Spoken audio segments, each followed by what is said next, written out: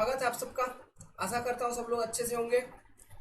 Principal stress in dam body, gravity dam का ये chapter पढ़ रहे हैं हम इरिगेशन इंजीनियरिंग के अंदर। और इस टॉपिक के अंदर अभी हम देखेंगे प्रिंसिपल स्ट्रेस के कॉन्सेप्ट। देखिए ये टॉपिक ऐसा है ना, मैं चाहूँ तो 5 मिनट के अंदर आपको एक्सप्लेन कर दूँ और फार्मूला दे दूँ, तो वो फार्मूला से बस आपका वही क्वेश्चन सॉल्व होगा जो फार्मूला से आएगा, बाकी और कुछ सॉल्व नहीं कर पाएंगे। तो यहाँ से आएंगे 100 क्वेश्चन, लेकिन आप कोई एक वैरायटी ऑफ क्वेश्चन को सॉल्व कर पा रहे होंगे। और आपको मैं बता देता हूँ, आप जितने भी यहाँ पे कोचिंग देखेंगे, मैक्सिमम से मैक्सिमम जो यूट्यूब के जनता के लिए बनाते हैं, वो बस फॉर्मूला बता देते हैं। यहाँ पे आपको ऐसा नहीं मिलेगा, क्योंकि मेरा कोचिंग ही पूरा कोचिंग वाला सिस्टम ही पूरा यूट्यूब और एंड्रॉयड एप्लीकेशन के ऊपर है। ऑफलाइन तो हमारी है नहीं, ठीक है। तो हम तो कंप्लीट ही बताएंगे, तो आप सुनिएगा, अच्छे से देखिएगा। 5 मिनट में चीज होगी नहीं, टाइम लगेगा, है ना। Mentally be prepared for the class. Okay, चीजों को अच्छे से लिंकअप करते चलना है। Very important concept and very important topic. इसमें बहुत सारे बेसिक्स मैं अभी इन्वॉल्व करूंगा, सोम का बेसिक्स इन्वॉल्व करूंगा, एंड ऐसे ऐसे लॉजिक्स, आरसीसी के कुछ बेसिक्स को इन्वॉल्व करूंगा। एक तरह का मिक्सचर ये कंप्लीटली, बहुत लॉजिकल कॉन्सेप्ट है ये, समझ गए। देखिएगा आइडियाज। तो देखो, मैं स्टार्ट करता हूं पिछले क्लासेस से। इससे पहले जो क्लासेस में हमने देखा था, हमने एक एनालिसिस किया था, याद करिए। Corresponding to reservoir full case and reservoir empty case, हम क्या निकालते थे? हिल एंड टो पे मैक्सिमम नॉर्मल स्ट्रेस निकालते थे। ओके, तो हमने ये देखा था, let's suppose corresponding to reservoir full case, है ना, जो सिग्मा मैक्स की वैल्यू आपको निकल रही थी, ये निकलती थी कहां पर? टो पे। एंड सिग्मा मीन की जो वैल्यू निकलती थी, ये कहां पे निकलती थी? हिल पॉइंट पे। Similarly corresponding to reservoir empty case, reservoir empty reservoir full case कहने का मतलब ये है आपका रिजर्वायर। रिजर्वायर फुल में याद करो, हम पानी को रिजर्वायर मतलब अपस्ट्रीम वाटर को हम कंसिडर करते थे। रिजर्वायर एम्प्टी केस में अपस्ट्रीम पे कोई वाटर कंसिडर नहीं करते थे, डाउन स्ट्रीम या टेल वाटर का सम डेप्थ को हम कंसिडर करके अपना एनालिसिस को करते थे, ठीक है। तो वही केस में बता रहा हूं यहाँ पे, जो हमने पहले कर रखा है। तो रिजर्वायर एम्प्टी केस में हमने एनालिसिस किया था, और जब सिग्मा मैक्स और सिग्मा मीन का वैल्यू निकाला था, तो सिग्मा मैक्स अब यहाँ पे आ रही थी हिल पॉइंट पे, जस्ट रिवर्स हो गई थी, और सिग्मा मिनिमम का वैल्यू आ रहा था आपको टो पॉइंट के ऊपर, ठीक है, ये आ रहा था। अब ये जो sigma max sigma mean sigma max sigma mean निकल रहे हैं, मेरा ये क्वेश्चन है आपसे कि ये क्या प्रिंसिपल स्ट्रेस है? सिंपल से यही क्वेश्चन है, मेरे को ये बतानी है आपको, क्या ये प्रिंसिपल स्ट्रेस है या नहीं है। अगर ये प्रिंसिपल स्ट्रेस नहीं है, तो प्रिंसिपल स्ट्रेस डैम के बॉडी पे कहां पर है, हमको ये पता लगाना। उसका वैल्यू क्या है, हमको ये भी पता लगाना होगा। यही मेरा कॉन्सेप्ट है जो हम सीखेंगे अभी, ठीक है। और ये क्यों निकाल रहे हैं? कोई भी पॉइंट पर अगर निकालेंगे तो उसी पॉइंट पे क्यों निकालेंगे? किसी कंडीशन के करस्पॉन्डिंग अगर निकालेंगे, जैसे कि रिजर्वायर फुल केस या रिजर्वायर एम्प्टी केस के करस्पॉन्डिंग अगर हम निकालेंगे, तो ये कंडीशन को भी क्यों कंसिडर करेंगे? सब चीज के पीछे अपना एक लॉजिक है यहाँ पर, और सब लॉजिक को मैं बिट बाय बिट करके कनेक्ट करता जाऊंगा, डेवलप करता जाऊंगा, समझ गए। तो सबसे पहला मेरा सवाल आप सबके लिए कि ये जो स्ट्रेसेस की वैल्यू हम निकालते थे, ये प्रिंसिपल स्ट्रेस है या नहीं है? अच्छा, आपको अगर विजुअलाइज नहीं हो रहा है कि ये हम क्या स्ट्रेस निकालते थे, तो देखो याद करवाता हूं बात, ठीक है। ये सारे नॉर्मल स्ट्रेसेस होते थे।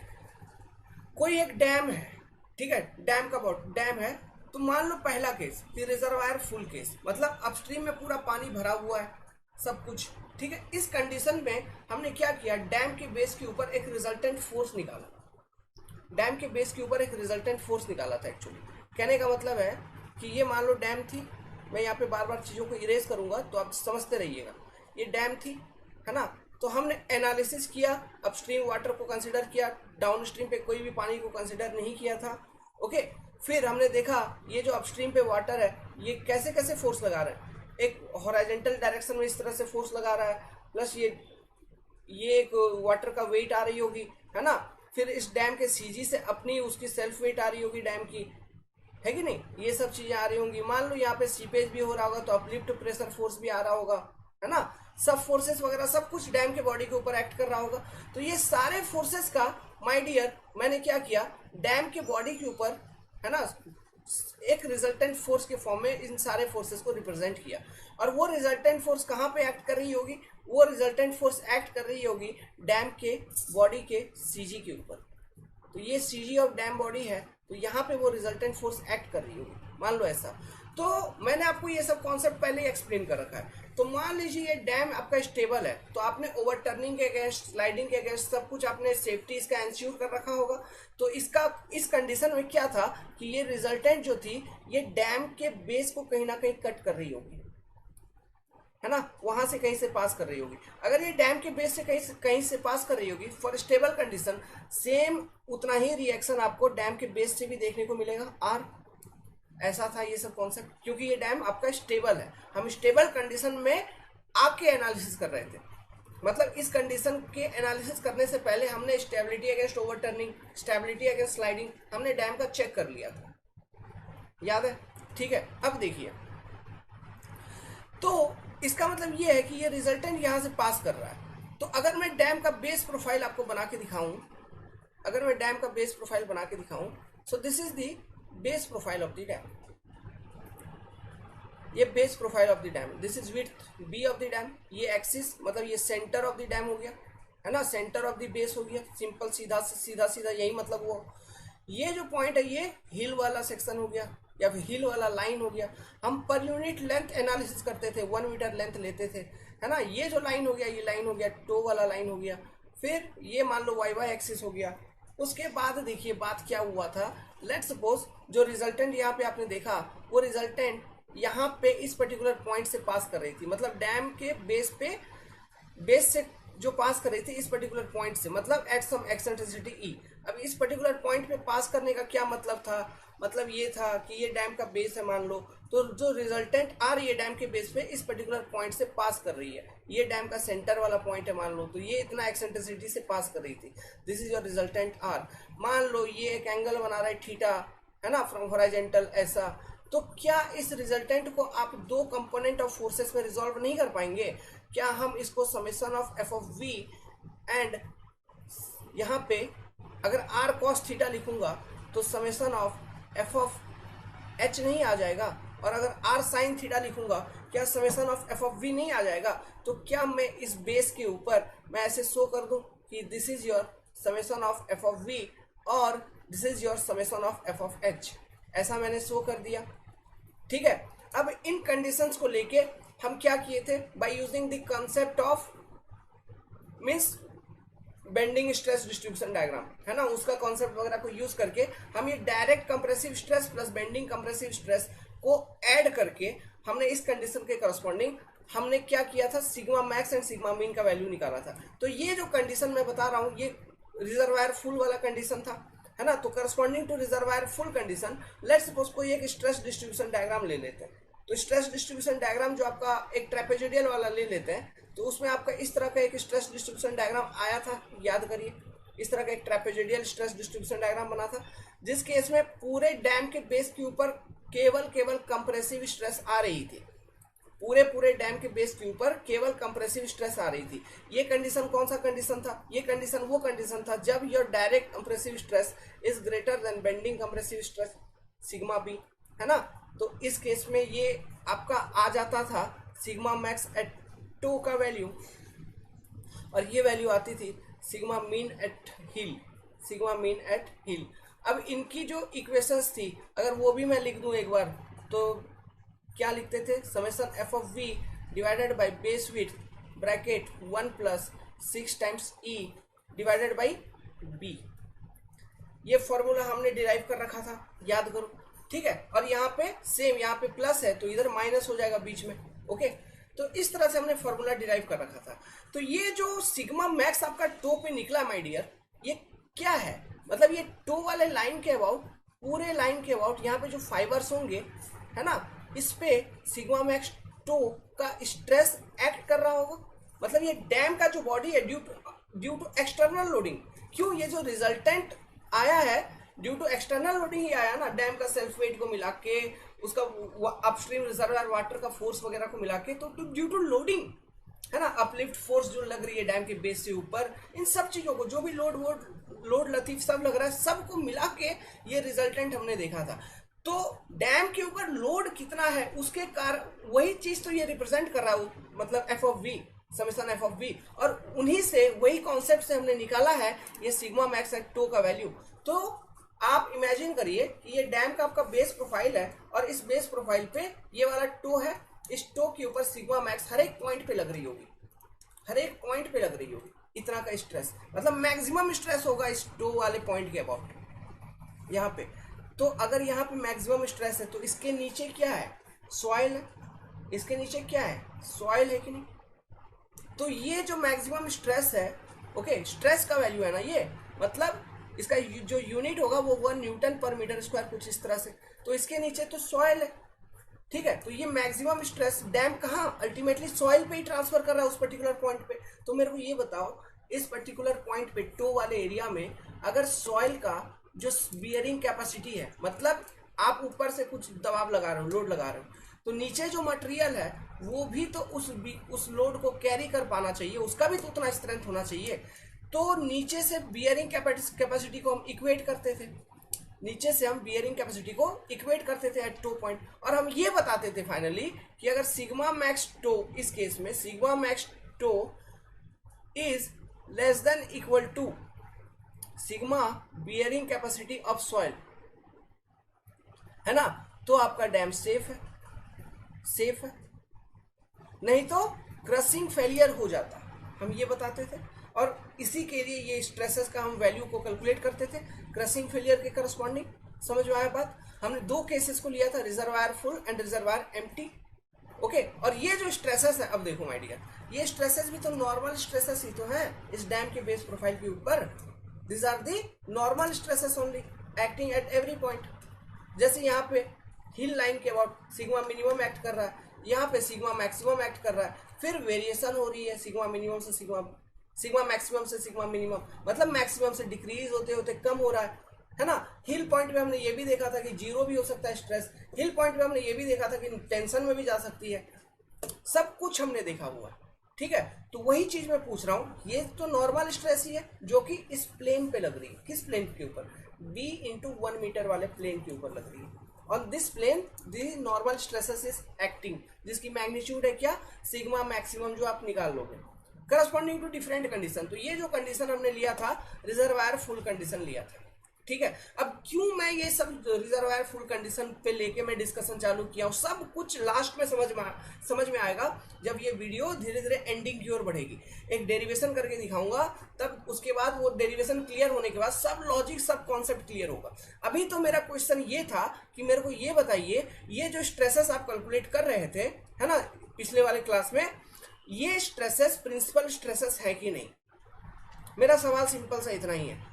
तो जवाब कैसे ढूंढोगे, ये बताओ। प्रिंसिपल स्ट्रेस किधर लगता है, सोम में मैंने आपको पढ़ा रखा है। प्रिंसिपल स्ट्रेस लगता है प्रिंसिपल प्लेन के ऊपर। प्रिंसिपल स्ट्रेस कहां पे लगेगा, प्रिंसिपल प्लेन के ऊपर। प्रिंसिपल प्लेन कौन सा प्लेन होता है, principal plane is that plane over which only normal stresses are acting. This are the basics of some, सब कुछ पढ़ा रखा है आपको। Principal planes are those plane over which only normal stresses are acting. वहां पे शियर स्ट्रेस बिल्कुल भी नहीं होना चाहिए, तो वो प्लेन होगा प्रिंसिपल प्लेन, और उस पे जो नॉर्मल स्ट्रेस एक्ट कर रही होगी that will be your principal stress. तो यहाँ पे देखो, मैं बात करना चाहता हूं, ये जो बेस प्रोफाइल है, this is your base profile of dam, है कि नहीं, this is your base profile of dam. क्या ये एक प्रिंसिपल प्लेन है, अगर मैं पता लगा लूं, अगर ये प्रिंसिपल प्लेन होगा तो इसका मतलब इस पे जो स्ट्रेस लग रही है सिग्मा मैक्स नॉर्मल डायरेक्शन में, ये भी प्रिंसिपल स्ट्रेस होगा। अगर ये प्रिंसिपल प्लेन ही नहीं होगा तो ये प्रिंसिपल स्ट्रेस हो ही नहीं सकता, सिंपल सी बात है, समझ गए। तो ये हम पता लगा लेते हैं। चलो कैसे पता लगा, तो मैंने बोला प्रिंसिपल प्लेन का बेसिक कंसेप्ट कि उस पर केवल नॉर्मल स्ट्रेस एक्ट करनी चाहिए, शियर स्ट्रेस एक्ट नहीं करनी चाहिए। तो यहाँ पे तो हमको दिख रहा है, देखो ये summation of F of V जो है, इस पे अगर थोड़ा सा फोकस करेंगे, summation of F of V, तो summation of F of V normally एक ले लो, summation of F of V divided by this base area, एक डायरेक्ट कंप्रेसिव स्ट्रेस निकल जाएगा। तो मतलब कंप्रेसिव स्ट्रेस तो एक्ट कर रहा है नॉर्मल डायरेक्शन में पूरे प्लेन के ऊपर, है ना, मतलब कंप्रेसिव स्ट्रेस एक्ट कर रही है नॉर्मल डायरेक्शन में पूरे प्लेन के ऊपर, चलेगा। लेकिन यहाँ इसी पर्टिकुलर प्लेन पे ये समेशन एफ ऑफ एच भी तो एक्ट कर रहा है। क्यों? आपने देखो रिजल्टेंट देखा, डैम के बेस से इस पर्टिकुलर पॉइंट से कट कर रहा था। इसका हॉराइजेंटल कंपोनेंट ये, इसका वर्टिकल कंपोनेंट ये। तो हॉराइजेंटल कंपोनेंट में जो समेशन एफ ऑफ एच है, इस वाले फोर्स को अगर टोटल प्लान एरिया से डिवाइड कर देंगे, मतलब बी इंटू 1 से अगर डिवाइड कर देंगे, तो हमको क्या उस बेस पे शियर स्ट्रेस लगता हुआ नहीं नजर आएगा?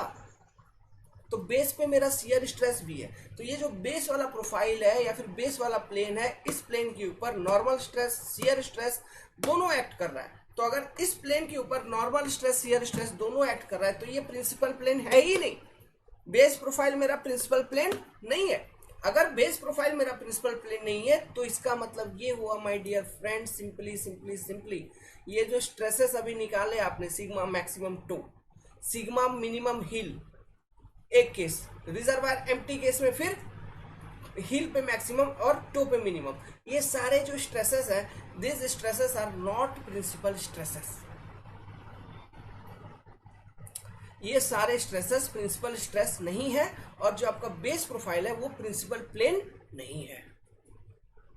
समझ गए? मतलब डैम के बॉडी के अंदर और ही कोई मैक्सिमम स्ट्रेस लग रहा होगा। मतलब यही, ये जो आप सिग्मा मैक्स टो निकाल के खुश हो रहे थे कि सिग्मा मैक्स टो हमने निकाल लिया, तो ये डैम के बॉडी के अंदर मैक्सिमम स्ट्रेस लग रही है, तो ये ऐसा बिल्कुल नहीं। For this given particular loading condition, dam के बॉडी के अंदर और किसी एक पर्टिकुलर पॉइंट पे मैक्सिमम स्ट्रेस की वैल्यू आ रही होगी, जो कि होगी सबसे मैक्सिमम। तो इसका मतलब ये हुआ, अगर सिग्मा मैक्स से भी बड़ा कोई स्ट्रेस है, जिसे हम कहेंगे प्रिंसिपल स्ट्रेस, तो उसके कारण तो टेंशन तो है ही। जब इसी के कारण टेंशन था और हमने चेक किया था बियरिंग कैपेसिटी ऑफ सॉइल से ये कम होना चाहिए, नहीं तो क्रशिंग फेलियर हो जाएगा, है ना। अब सोचो इससे भी कोई बड़ा स्ट्रेस लग रहा है, जिसे हम कह रहे हैं प्रिंसिपल स्ट्रेस, जो कि प्रिंसिपल प्लेन पे लग रही होगी, है ना। तो उसके कारण भी तो कुछ ना कुछ प्रॉब्लम होगा। बस यही चीज हमको पता करनी है कि वो प्रिंसिपल स्ट्रेस कहाँ लग रही है, उसकी मैग्नीट्यूड कितनी है, उसके कारण क्या प्रॉब्लम हो सकता है, तो वो प्रॉब्लम से बचा कैसे जाए, यही बात तो हमको पता लगानी थी, है ना। तो सबसे पहला मेरा कॉन्सेप्ट अभी क्लियर हो गया, एस्टैब्लिश कर दिया मैंने, आपको समझा दिया कि मेरा जो बेस प्रोफाइल है वो प्रिंसिपल प्लेन नहीं है। तो बेस प्रोफाइल के ऊपर जो स्ट्रेसेस लग रहे हैं, जैसे कि sigma max toe, sigma max min, reservoir full and reservoir empty conditions में जो आपने कैलकुलेट किया था, वो सारे स्ट्रेसेस प्रिंसिपल स्ट्रेसेस नहीं है। एस्टैब्लिश्ड, क्लियर, ठीक है। ये लगभग मैंने 3 4 5 बार रिपीट कर दिया है, कॉन्सेप्ट समझ में आ गया। तो अब मुद्दे की बात करते हैं। अगर ये नहीं है प्रिंसिपल स्ट्रेस या प्रिंसिपल प्लेन, ये नहीं है, बेस प्रोफाइल वाला प्लेन जो है वो प्रिंसिपल प्लेन नहीं है, तो एक्चुअली में प्रिंसिपल प्लेन है कहाँ फिर? Where is the principal plane? What is the principal plane? और वो है कहाँ पे? सोचो भाई, प्रिंसिपल प्लेन कहाँ हो सकता है? सोचने वाली बात है। मतलब ये तो सिंपल यहाँ पे एस्टेब्लिश हो गया ना कि जो बेस ऑफ डैम है, it is not a principal plane.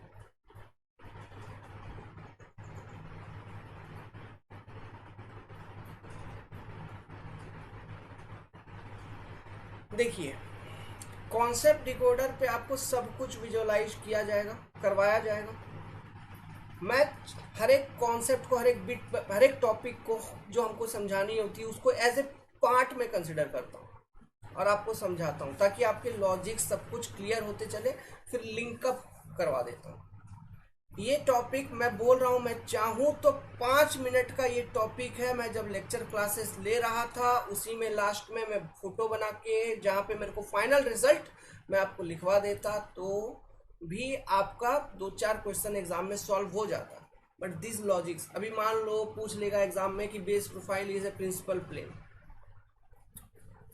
आपको ऐसा भी बोल देगा, मान लो असर्शन रीजनिंग में डाल दिया, वहां पे कंफ्यूजन हो गए, वहां पे सोचते अरे अरे ऐसा होता कि नहीं, अब सोचना पड़ेगा, नहीं हम तो जानते हैं सीधा सीधा वो प्रिंसिपल प्लेन नहीं होगा, हम विजुअलाइज भी किए। यही चीज होती है कॉन्सेप्ट। इसी तरह से कॉन्सेप्ट होते हैं, बहुत सारे कॉन्सेप्ट होते हैं, उन्हीं को सीखना होता है, उसी को समझाने में टाइम लगता है। सो कुछ लोगों का कहना है कि लेक्चर क्लासेस हमारे लेंदी होते हैं, होंगे, क्योंकि सब्जेक्ट आधे घंटे में खत्म नहीं होता। यही इरिगेशन इंजीनियरिंग अब तक हमने लगभग 40-45 घंटा पढ़ा चुका होगा, ठीक है, और 40 अभी खत्म नहीं हुई, अभी बाकी, अभी और लगभग 10 घंटे बाकी होंगे। लेकिन बहुत सारे लोग 20 घंटे में, 15 घंटे में खत्म कर देते हैं इरिगेशन इंजीनियरिंग, छोटू सा टॉपिक बोल के खत्म कर देते हैं। बस क्रॉप रिक्वायरमेंट पढ़ा दिए, डैम का रिजल्ट लिखवा दिए, खत्म हो गया। तो ऐसा नहीं करना है मीडिया। सब्जेक्ट को अच्छे से पढ़िए और वन टाइम प्रिपरेशन करिए, ये मेरी एक सजेशन रहेगी।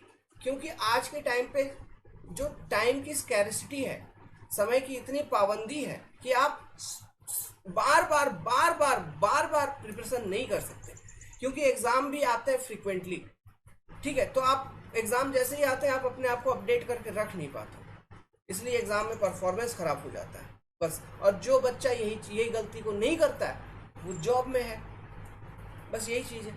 हाँ, कुछ जॉब तुक्के वाले भी होते हैं, कुछ एग्जाम्स वो सब में चल जाता है, लेकिन जो मेन एग्जाम्स हैं, SSC JEE हो गया, इंजीनियरिंग सर्विसेज हो गए, गेट हो गए, स्टेट A लेवल का जॉब हो गया, नॉर्मल स्टेट JEE लेवल का एग्जाम, चलो भाई कोई एग्जाम में लग गया, लेकिन सभी में तुक्का काम नहीं आता, कॉन्सेप्ट आना चाहिए, है कि नहीं।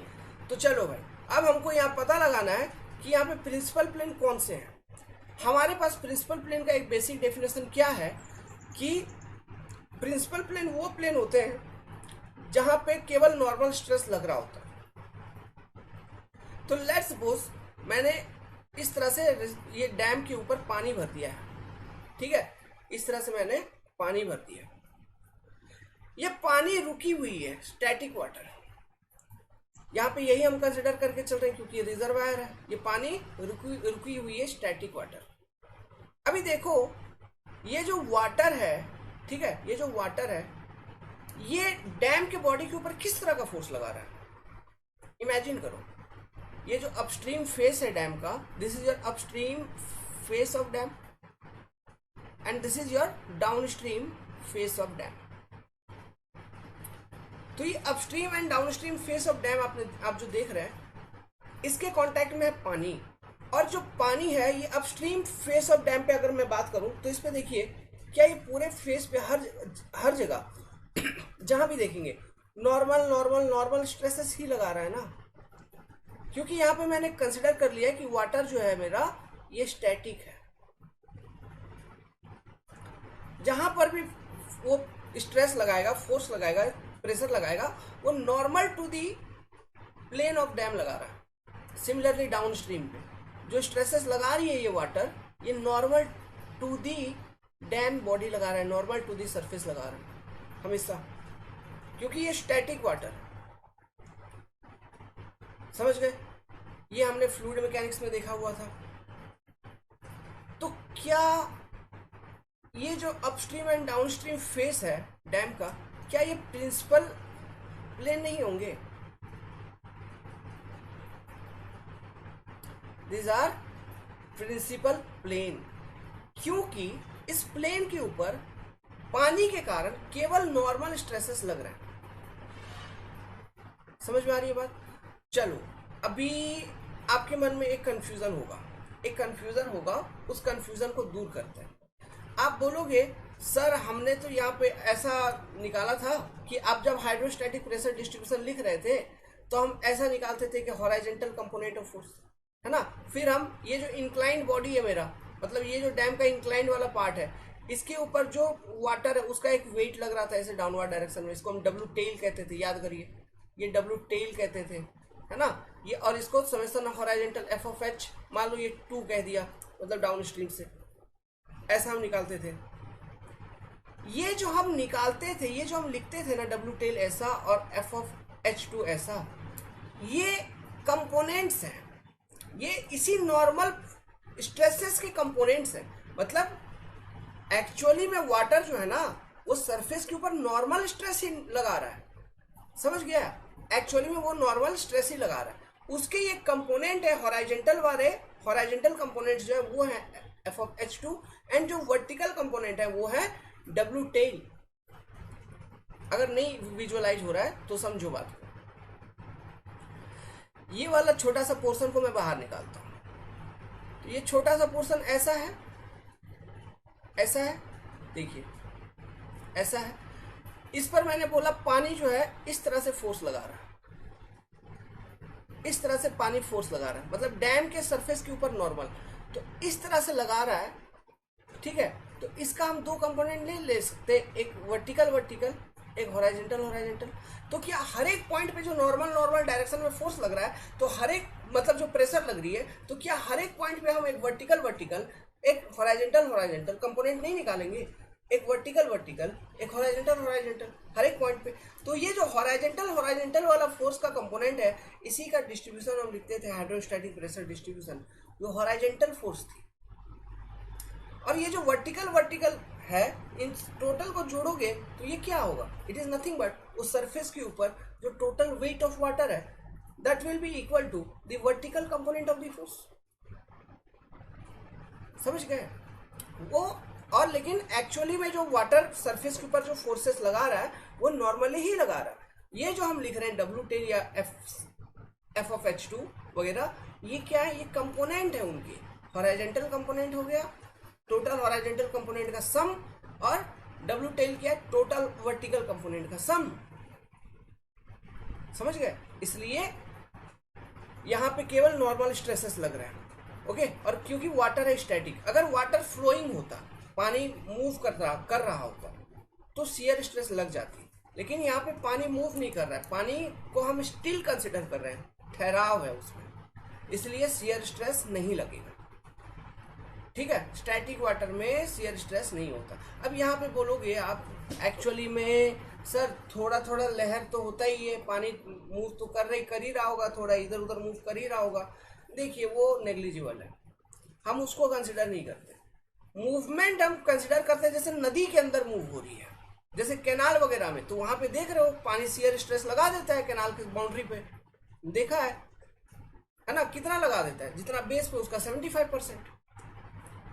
हाँ, गामा डब्ल्यू रो एस आपने मतलब गामा डब्ल्यू आर एस का वैल्यू आपने कैलकुलेट किया था कैनाल में, तो कैनाल का केस है, तो वहां पे फ्लोइंग वाटर है, तो वहां पे देखे हमने शियर स्ट्रेस लगा दिया। तो यहाँ पे ये जो पूरा मास ऑफ वाटर है ना, ये लगभग एक जगह पे स्टैटिक है, इसलिए यहाँ पे ये वाटर शियर स्ट्रेस नहीं लगाएगा, ओनली नॉर्मल स्ट्रेस लग रही होगी, ठीक है, डैम के सरफेस के ऊपर। तो ये जो प्लेन्स है, upstream face and downstream face of the dam, these are the principal planes. Logic clear? Second point मेरा कि प्रिंसिपल प्लेन मेरे क्या है, ये है प्रिंसिपल प्लेन। तो हमें प्रिंसिपल प्लेन मालूम हो गया, तो अब हम क्या निकालेंगे? क्योंकि हमको प्रिंसिपल प्लेन मालूम हो गया, अब मैं कोशिश करूंगा कि मैं प्रिंसिपल स्ट्रेसेस को निकालूं। मेरे को प्रिंसिपल प्लेन मालूम, तो मैं यही कोशिश करूंगा ना कि मैं अब प्रिंसिपल स्ट्रेसेस को निकालूं। ठीक है, तो वो मैं कैसे निकालूंगा? चलो एक जनरल कंडीशन को लेता हूं और उसका डेरिवेशन करता हूं प्रिंसिपल स्ट्रेसेस के लिए। ठीक है, प्रिंसिपल प्लेन वगैरह समझ में आया? समझने वाली बात है। ठीक है, मैंने एक जनरल केस के करस्पॉन्डिंग में डेरिवेशन करूंगा, एक डेरिवेशन करके दिखाऊंगा भी। उस डेरिवेशन को देखना है, फॉलो करना है, मिस नहीं करना, बिल्कुल भी कुछ भी पॉइंट मिस नहीं करना है। ठीक है, मिस किया तो आपका गलती। ओके, तो देखिए ये डैम है, इस डैम में मैंने क्या किया डियर, समझो, अपस्ट्रीम पर भी पानी कंसिडर कर लिया, मतलब रिजर्वायर को फुल कंसिडर कर लिया है, टेल वाटर को भी मैंने कुछ कंसिडर कर लिया है। ठीक है, अब मैं क्या करूंगा, ये उस डैम का हील पॉइंट, ये डैम का टो पॉइंट, ये पॉइंट्स में क्लियर है, ये आपका बेस विड्थ बी आपको दिख रहा है, सब कुछ दिख रहा है डैम में। Upstream face, down stream face of the dam, ये हमने अभी अभी एस्टैब्लिश कर लिया कि जो ये जो फेसेस हैं, this faces are the principal planes, है ना? ये जो प्लेन्स होंगे, ये जो फेसेस हैं, दिस आर प्रिंसिपल प्लेन, ये चीज हमने एस्टैब्लिश कर लिया, मेरे को मालूम। क्लियर है? अब मैं करूंगा क्या, मैं ऐसा करूंगा ना कि एक एलिमेंट कंसिडर करूंगा। मैं यहाँ पे फाइनाइट एलिमेंट एनालिसिस करने वाला हूँ, FEM, फाइनाइट एलिमेंट एनालिसिस। तो मैं इस डैम के बॉडी में से कहीं से एक छोटा सा टुकड़ा काट के निकालूंगा। अब वो छोटा सा टुकड़ा कहाँ से काट के निकालूंगा, ये एक डिस्कशन की मैटर है। ठीक है, ये डिस्कशन की मैटर है, तो वो डिस्कशन जब हम करेंगे तो आपको वो समझ में आएगा कि वो छोटा सा टुकड़ा मैं अभी जो निकालूंगा वो जहाँ से भी निकालूंगा वो क्यों निकालूंगा। लेकिन उससे पहले ये समझो, ये डैम है स्टेबल, ये डैम है कम्प्लीटली स्टेबल, मतलब ओवर टर्निंग उसमें नहीं होगा, स्लाइडिंग वगैरह कुछ नहीं हो रहा है। तो डैम अगर स्टेबल है इसका मतलब ये हुआ कि इस डैम बॉडी के ऊपर जो टोटल हॉरिजॉन्टल फोर्सेस है उसको बैलेंस करने वाला है, जो टोटल वर्टिकल फोर्सेस है वो भी सफिशिएंट है, मतलब इसमें स्लाइडिंग ओवर टर्निंग वगैरह कुछ नहीं हो रही। मतलब हम ऐसा लिख सकते हैं कि डैम के बॉडी पर किसी भी पॉइंट के अबाउट आप summation of movement equal to 0 कर सकते हो, summation of net horizontal force या vertical force at any point on the dam हम उसको 0 कर सकते हैं। यही मतलब हुआ ना, अगर स्टेबल नहीं है तो हमको तो पहले स्टेबिलिटी प्रोवाइड करनी है डैम में, तब हम फिर फर्दर एनालिसिस करेंगे। लेकिन यहाँ पे डैम है स्टेबल में, इसका मतलब डैम के कोई भी पार्ट पे हम 2-3 तरह का इक्वेशन को लिख सकते हैं। जो इक्विलिब्रियम इक्वेशन हमारे पास है कि summation of movement about any point on the dam will be 0, summation of total vertical forces about any point on the dam will be 0, summation of total horizontal forces about any point on the dam, ये होगा stability condition. ये 3 equation satisfy करेगा तो ये dam equilibrium में है, मतलब stable है।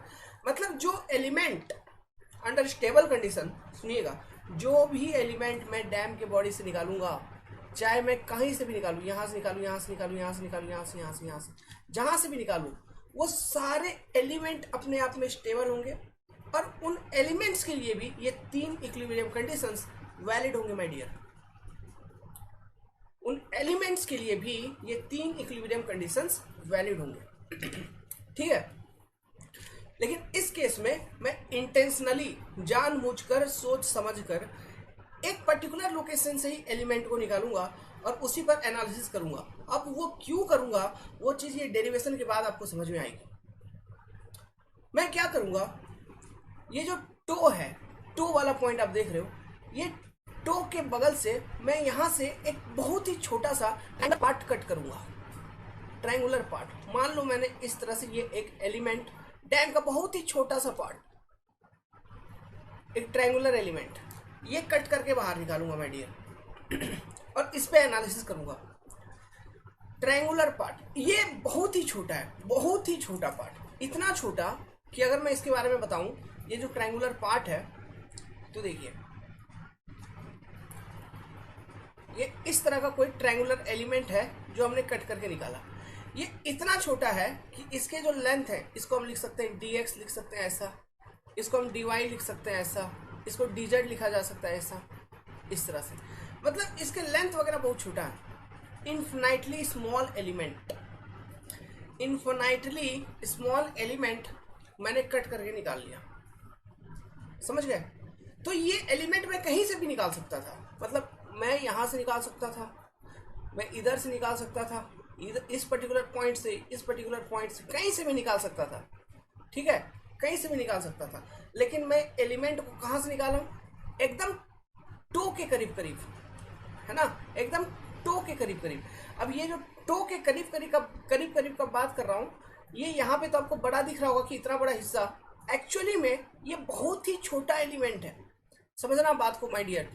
क्योंकि वहां पे dx में एक छोटा सा ट्रायंगुलर पोर्शन, बस छोटा सा, बहुत ही छोटा, टो के पास डैम का एक छोटा सा ट्रायंगुलर एलिमेंट, उसको कट करके हम यहाँ पे बाहर निकाल रहे हैं। क्लियर है। अब ये ट्रायंगुलर ही क्यों आया, ये ट्रायंगुलर ही क्यों आया, इसके पीछे भी लॉजिक है, वो लॉजिक अभी अभी हम डिस्कस करेंगे। लेकिन उससे पहले ये चीज जान लो, लेट सपोज यहाँ पे अगर डैम का जो डाउनवर्ड स्ट्रीम फेस है, वहां पर अगर मैं वर्टिकल ऐसा ड्रॉ करूं, तो ये इंक्लाइंड और ये वर्टिकल के बीच का जो एंगल है माय डियर, इसको मैं कहूंगा अल्फा। इस एंगल को मैं रिप्रेजेंट करूंगा अल्फा। एंड ये ध्यान में रखना, ये जो अल्फा का मेजरमेंट में ले रहा है, ये फ्रॉम वर्टिकल ले रहा है। डाउन स्ट्रीम फेस का एंगल अल्फा फ्रॉम वर्टिकल कितना है वो मेजर हमने किया है, ठीक है। सो माय डियर फ्रेंड्स, ये जो एलिमेंट हमने कट किया, ठीक है, ये आपको ट्रायंगुलर शेप का नजर आ रहा है, तो ये एलिमेंट है स्टेबल, क्योंकि हमने जो ये एलिमेंट कट किया ऐसे डैम से कट किया है जो स्टेबल है। समझ गए? तो ये एलिमेंट भी स्टेबल है। मान लीजिए ये अपने आप में एक डैम है, ओके, तो ये भी स्टेबल हुआ है। अब ये ट्रायंगुलर एलिमेंट ही क्यों कट होके निकला, इसमें क्या क्या फायदे हैं देखिए।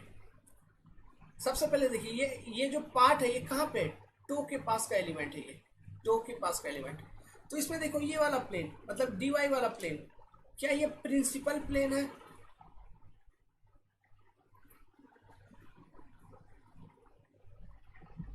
अगर हम जानते हैं कि ये प्रिंसिपल प्लेन है तो क्या मुझे ये भी मालूम है कि कोई भी प्रिंसिपल प्लेन होती है उसके 90 डिग्री पर और एक प्लेन होती है जो कि जो कि प्रिंसिपल प्लेन होती है। तो ये अगर प्रिंसिपल प्लेन है तो इसके 90 डिग्री पे और एक प्लेन मिल रहा है माय डियर ब्रदर्स, ऐसा कुछ यहाँ पे, जो कि डैम बॉडी के अंदर है, जो कि डैम बॉडी के अंदर है। तो ये भी मेरा प्रिंसिपल प्लेन है, ये भी मेरा प्रिंसिपल प्लेन है।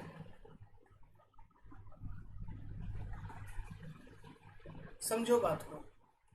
तो यहाँ पे दो प्रिंसिपल प्लेन, दो म्यूचुअली परपेंडिकुलर प्रिंसिपल प्लेन आपको देखने को मिल रहा है। और ये जो नीचे वाला प्लेन है dx वाला प्लेन, क्या this is your part of the base, this is part of base profile. क्या ये बेस प्रोफाइल का पार्ट है? और it is not a principal plane, it is not a principal plane.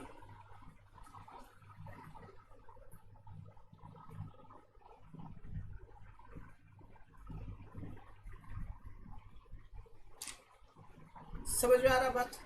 तो हमने बस एक कट लगाया, एक कट लगाया, तो वहां से एक छोटा सा डैम का टुकड़ा मेरे को मिला जो कि ट्रायंगुलर है।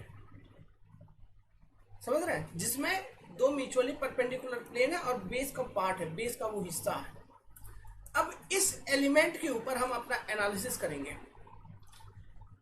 ये जो एलिमेंट है, ठीक है, इसके करस्पॉन्डिंग हम फ्री बॉडी डायग्राम बनाएंगे इसका।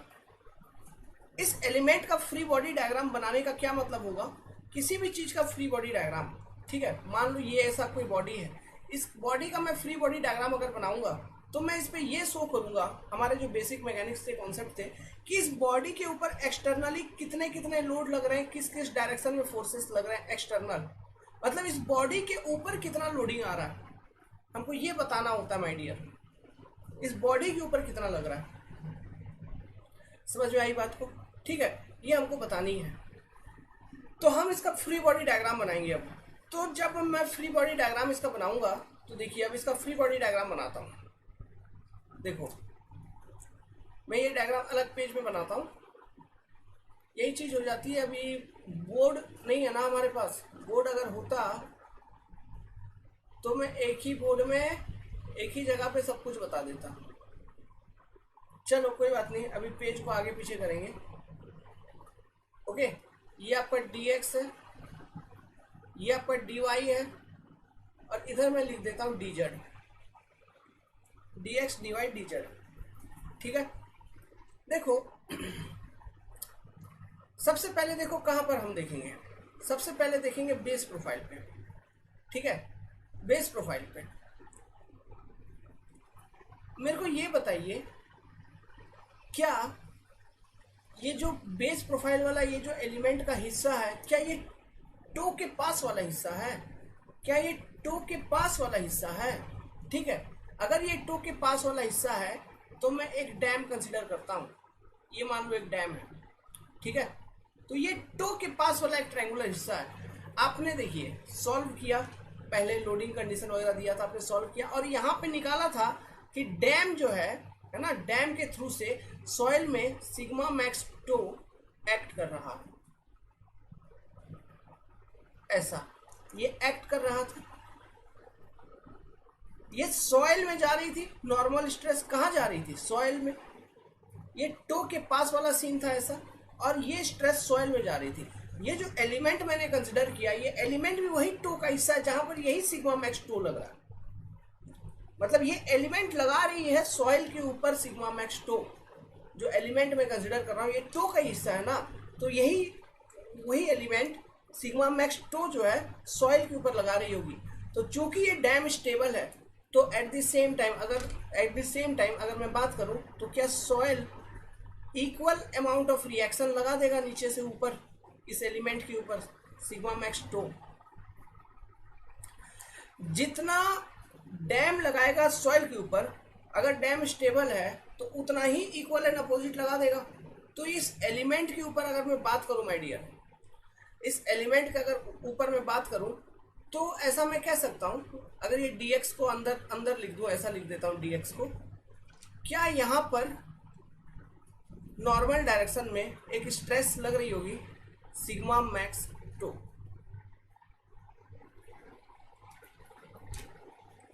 दूसरी बात, यही बेस प्लेन पे चलते हैं, अभी बेस वाला प्लेन ही अभी कवर अप हो रहा है आपका। देखो एक डायग्राम मैंने इससे पहले आपको समझाया था। देखो ये जो बेस प्रोफाइल है इस पे देखो शियर स्ट्रेस भी रहती है ना, बेस प्रोफाइल पे आपका शियर स्ट्रेस भी रहता है क्योंकि वो प्रिंसिपल प्लेन नहीं है। तो यहाँ पर भी एक शियर स्ट्रेस एक्ट कर रहा होगा। तो लेट्स सपोज ये जो शियर स्ट्रेस है ये इस तरह से एक्ट कर रहा है इस पर्टिकुलर डायरेक्शन में, और इसको मैं एज्यूम कर लेता हूँ टाउ।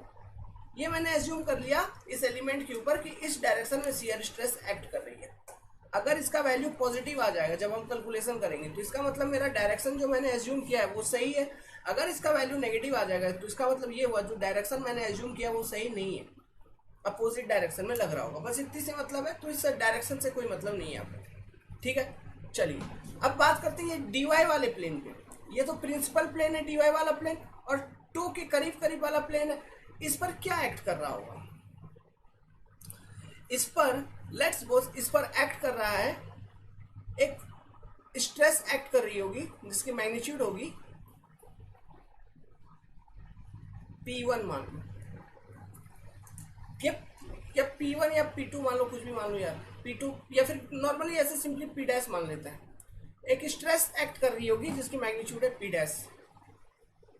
अब ये P डैश का वैल्यू हमको मालूम है, यहाँ पे हमको सिग्मा मैक्स टो का भी वैल्यू हमको मालूम है और P डैश का भी वैल्यू मालूम है। कैसे? देखिए P डैश इक्वल टू कितना होगा, ध्यान से सुनना। मेरे को ये बताइए ये एलिमेंट कहाँ का हिस्सा है? टो के पास का हिस्सा है ना, टो के पास। ये जो P डैश ये क्या है, क्या है? ये वाला जो प्लेन है, ये जो प्लेन है, इस प्लेन पे जो नॉर्मल स्ट्रेस ये पानी लगा रहा होगा, है ना, जो पानी लगा रहा होगा, तो जो P डैश होगी वो क्या होगी? ये टो के पास पास, एकदम टो के पास पास, एकदम टो के पास पास, क्योंकि एलिमेंट एकदम छोटा एलिमेंट है जो कि टो के पास पास वाला है। वहां पर जो पानी यहाँ पे स्ट्रेस लगा रही होगी वही है P डैश। इसका वैल्यू कितना होगा? ये टो के पास पास मतलब एकदम बेस के करीब करीब, एकदम नीचे में, है ना। तो ये स्ट्रेस का वैल्यू अप्रोक्सीमेटली क्या होगा? गामा WH, सिंपल सी बात। तो ये हमको नोन होता है, ये P डैश का वैल्यू हमको नोन होती है।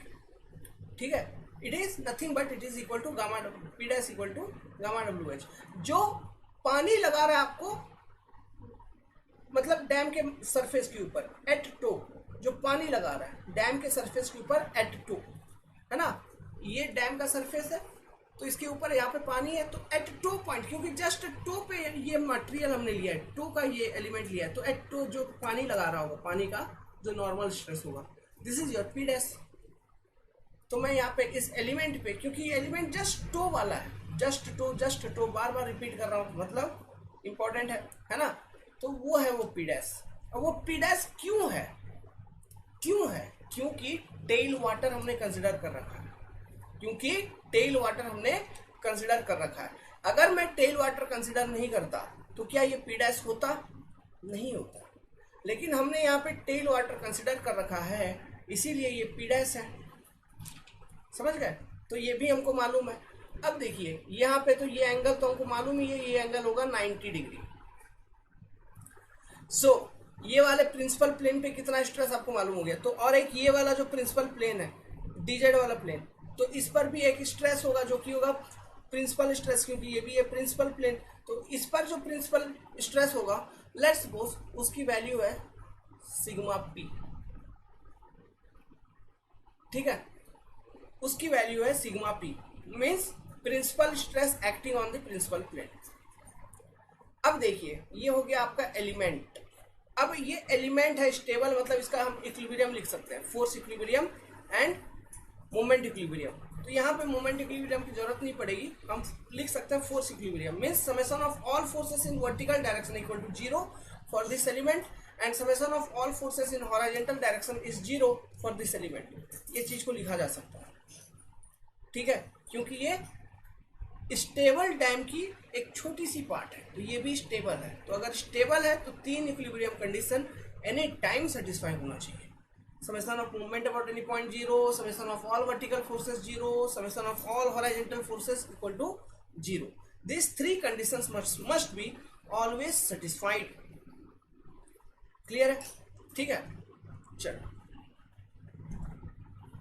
अब यहाँ पे देखिएगा, मैं कुछ एंगल के बारे में बताऊंगा। तो लेट्स सपोज यहाँ पे मैं एक वर्टिकल ऐसा ड्रॉ करता हूँ, ये वर्टिकल, तो आपको मालूम है डियर ये एंगल है अल्फा। तो अगर ये एंगल है अल्फा तो यहाँ पे मैं हॉरिजॉन्टल ड्रॉ करूँ, ठीक है, ऐसा, तो ये एंगल अगर अल्फा तो ये एंगल कितना होगा, सेम 90 डिग्री माइनस अल्फा। तो ये एंगल कितना होगा अल्फा, फिर ये एंगल कितना होगा 90 डिग्री माइनस अल्फा, ठीक है। अब यहाँ पे देखो तो ये एंगल कितना होगा, अल्टरनेट एंगल कितना 90 डिग्री माइनस अल्फा। अगर ये एंगल 90 डिग्री माइनस अल्फा है, वो 90 डिग्री है, तो ये एंगल होगा अल्फा। सेम अब यहाँ पे ऐसे बनाओ कार्टेशियन कोऑर्डिनेट, ये ऐसा ये ऐसा। अगर ये एंगल है अल्फा तो ये एंगल होगा अल्फा, तो ये एंगल अंदर वाला 90 डिग्री माइनस अल्फा, फिर ये एंगल अल्फा, फिर ये वाला एंगल 90 डिग्री माइनस अल्फा। समझ में आया बात? ठीक है, कि ये किस तरह से मैंने एंगल को लिख लिया। ओके, एंगल को कैसा लिखा, ये बहुत जरूरी है, ये बहुत जरूरी है, ठीक है। तो एंगल वगैरह लिख लिया हमने, सब कुछ लिख लिया। तो यहाँ पे ये देखो, ये जो पी डैश है, ये पी डैश एक्चुअली क्या है, इसको अगर मैं डिफाइन करूँ, इसको लिखूँ, तो it is the stress, normal stress, इसको मैं बोलूंगा नॉर्मल स्ट्रेस अप्लाइड बाई, तो आपको मालूम है पावर कट हो गया था, ठीक है, तो अब हो गई पावर वापस। तो चलिए कंटिन्यू करते हैं। तो पी डैश का वैल्यू हम लिख रहे थे, P dash equal to normal stress applied by water on the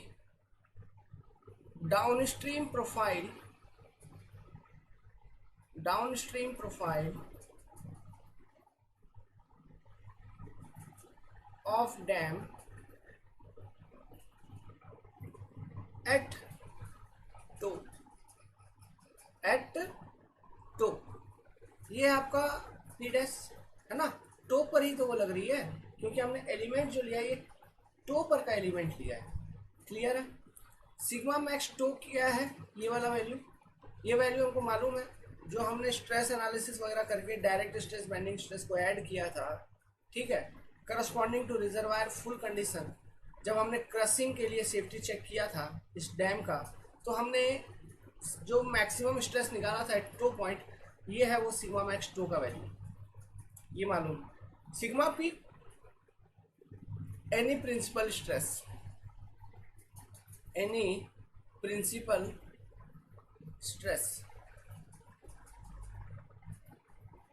इसकी वैल्यू हमको निकालनी है।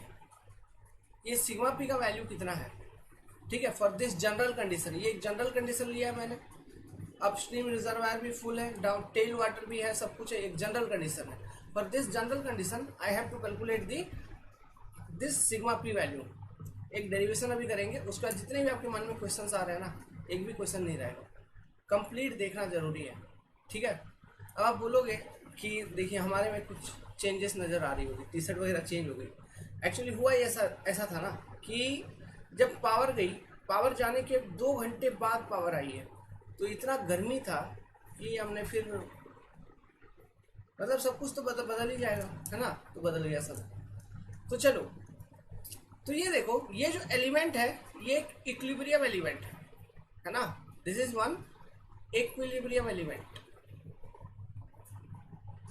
इक्विलिब्रियम कह लो या फिर स्टेबल कह लो, क्योंकि डैम है स्टेबल और पूरे डैम से एक पार्ट आपने काट के निकाला है, तो ये एलिमेंट भी होगा स्टेबल। तो इसका मतलब ये हुआ इस एलिमेंट के ऊपर, इस एलिमेंट के ऊपर अगर आप तीन इक्वेशंस को अप्लाई करोगे तो वो वैलिड होगी my dear. Summation F of vertical forces equal to 0, summation F of horizontal forces for this element will be equal to 0, summation of moment about any point, ठीक है, एनी पॉइंट, एनी पॉइंट कहने का मतलब corner का बात कर लीजिए, let point A, point B, point C, किसी भी पॉइंट के अबाउट, ठीक है, तो यहाँ पॉइंट लिख देता हूँ, must be equal to 0. These are the three generalized equilibrium condition which this element must satisfy.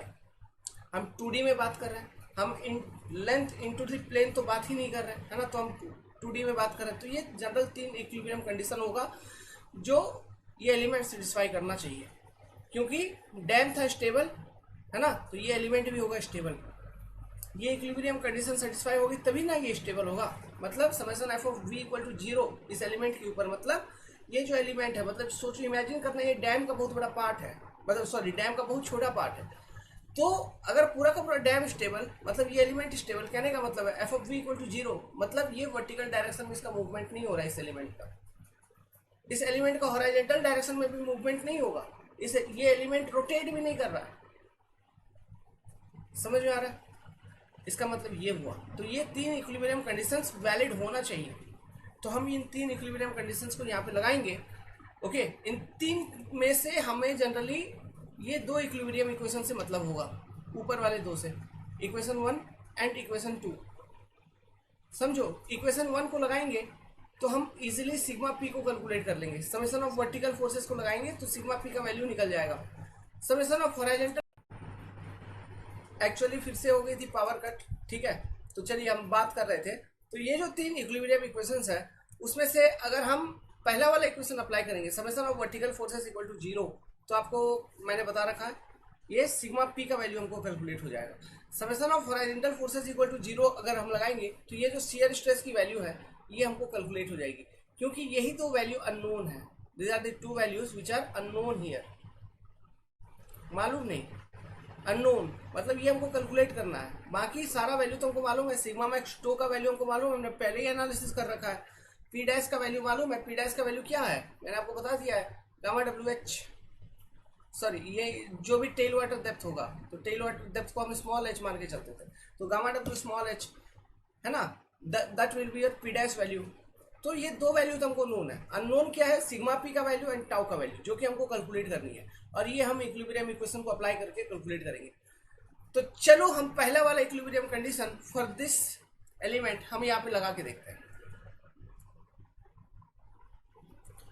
For this element अगर मैं लिखूंगा summation of F of V equal to 0, तो मैं क्या लिखूंगा, डायग्राम देखना, summation of F of V equal to 0 अगर मैं लिखूं तो मैं लिखूंगा, देखो ये पी डैश का वैल्यू को देखो, वर्टिकल हमको लिखना है तो मैं लिखूंगा पी डैश साइन अल्फा, ये पी डैश है तो पी डैश साइन अल्फा, ऐसा इसमें ऐड हो जाएगी plus sigma P cos alpha, P dash ऐसा लग रहा है पी डैश साइन अल्फा, इसमें ऐड हो गई सिग्मा पी कॉस अल्फा, दोनों वर्टिकली डाउनवर्ड एक्ट कर रहे हैं, माइनस सिग्मा टू मैक्स, है ना, या सिग्मा मैक्स 2 सिंपली लिख सकते हैं ऐसे, तो इस तरह से मैं इक्वेशन को लिख दूंगा P dash sine alpha plus sigma P cos alpha minus sigma maximum at 2, ये दोनों ऊपर से नीचे एक्ट कर रहा है, ये नीचे से ऊपर एक्ट कर रहा है, बॉडी एलिमेंट जो है ये इक्विलिब्रियम में है, मतलब the total force must be equal to 0। अब बताइए ये जो इक्वेशन मैंने लिखा ये सही है, ये करेक्ट है या नहीं है, सही है, आपको लग ही रहा होगा सही है, लेकिन ये सही नहीं है, रॉन्ग। क्यों गलत है भाई, स्ट्रेंथ ऑफ मटेरियल का बेसिक कॉन्सेप्ट याद करिए, जहां पे हमने स्ट्रेस ट्रांसफॉर्मेशन की कॉन्सेप्ट को बताई थी। तो यहाँ पे ये पी डैश सिग्मा पी ये सारे क्या है, दिस ऑल आर स्ट्रेसेस। हम जो इक्वेशन लिख रहे हैं we are writing force equilibrium equation, force equilibrium equation. हम लिख रहे हैं फोर्स इक्विलिब्रियम इक्वेशन को, लेकिन यहां पे हमने लिख दिया equation in terms of stresses. मेरे को ये बताओ, यहाँ जो स्ट्रेसेस एक्ट कर रहे हैं तो डिफरेंट प्लेन्स पे एक्ट कर रहे हैं ना, इस तरह से इक्वेशन को लिखा जा सकता है क्या? नो, हमको फोर्स इक्विलिब्रियम इक्वेशन लिखनी है। So this equation is completely wrong. So what will be the correct equation? हमको इन टर्म्स ऑफ फोर्स लिखना है, समझ रहे हो बात को? इन टर्म्स ऑफ फोर्स लिखना है। तो देखना, इन टर्म्स ऑफ अगर फोर्स लिखना है तो हम क्या करेंगे, हम बस ये करेंगे, यहाँ पे पी डैश जो है पी डैश को इन टर्म्स ऑफ फोर्स कन्वर्ट कर देंगे। बाकी सब कुछ आपका एज इट इज रहेगा, बाकी सब कुछ सेम रहेगा, लेकिन पी डैश को हम इन टर्म्स ऑफ फोर्स कन्वर्ट कर देंगे।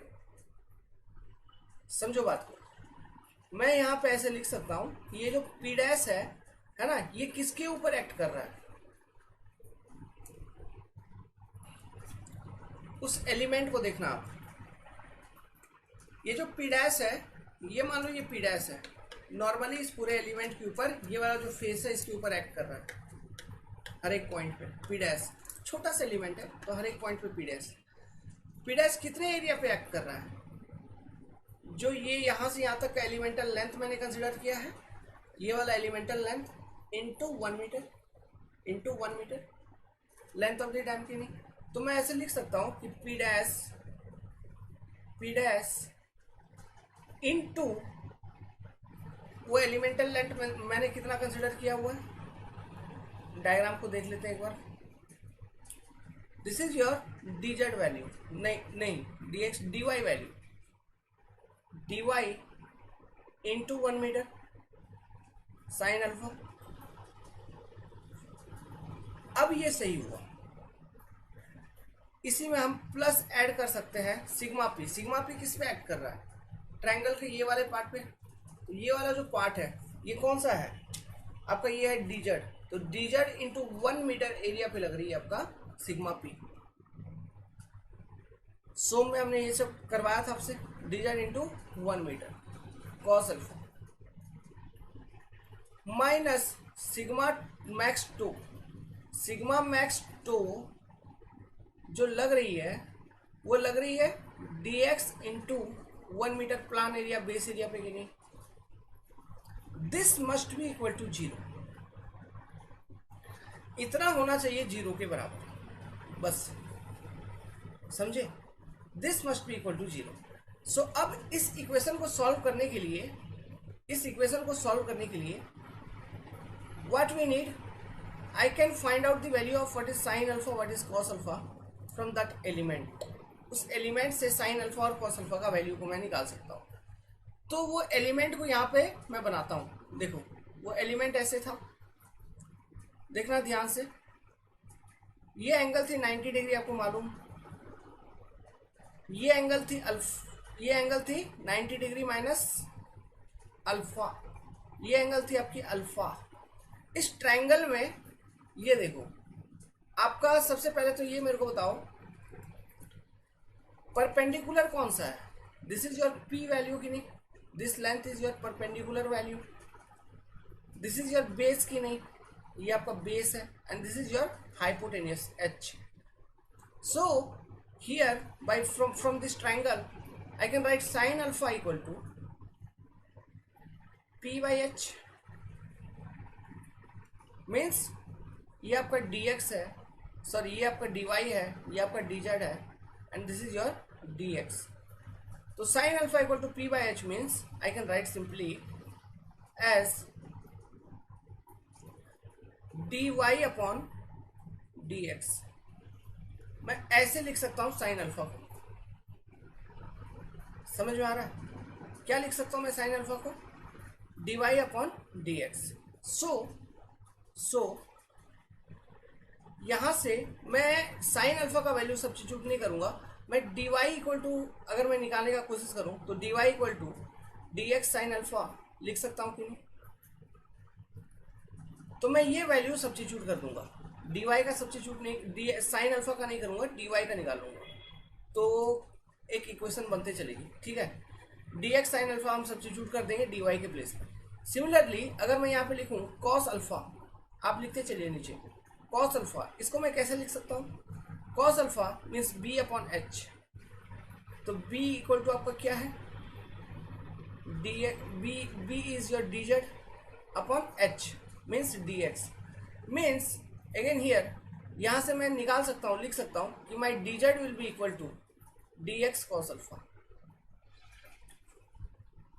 तो हमारे पास अब दो रिजल्ट है, cos अल्फा कॉन्सेप्ट को यूज करके मैंने dz का वैल्यू निकाल लिया, साइन अल्फा के कॉन्सेप्ट को यूज करके मैंने dy का वैल्यू को निकाल लिया। तो इस इक्वेशन में dz और dy का वैल्यू को मैं सब्स्टिट्यूट कर दूंगा, ये जो इक्वेशन अभी मैंने लिखा है, तो सब्स्टिट्यूट कर देते हैं चलो। तो इक्वेशन में अगर सब्स्टिट्यूट करेंगे तो हमारे पास मिलेगा डियर पी डैश इंटू मेरे पास क्या था dy, तो dy को मैं क्या लिख सकता हूँ, dx sign alpha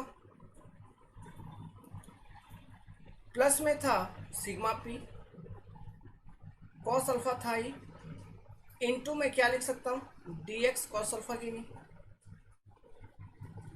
minus sigma maximum at 2 ये था ही, और यहाँ पे dx इंटू 1 था ही इक्वल टू 0।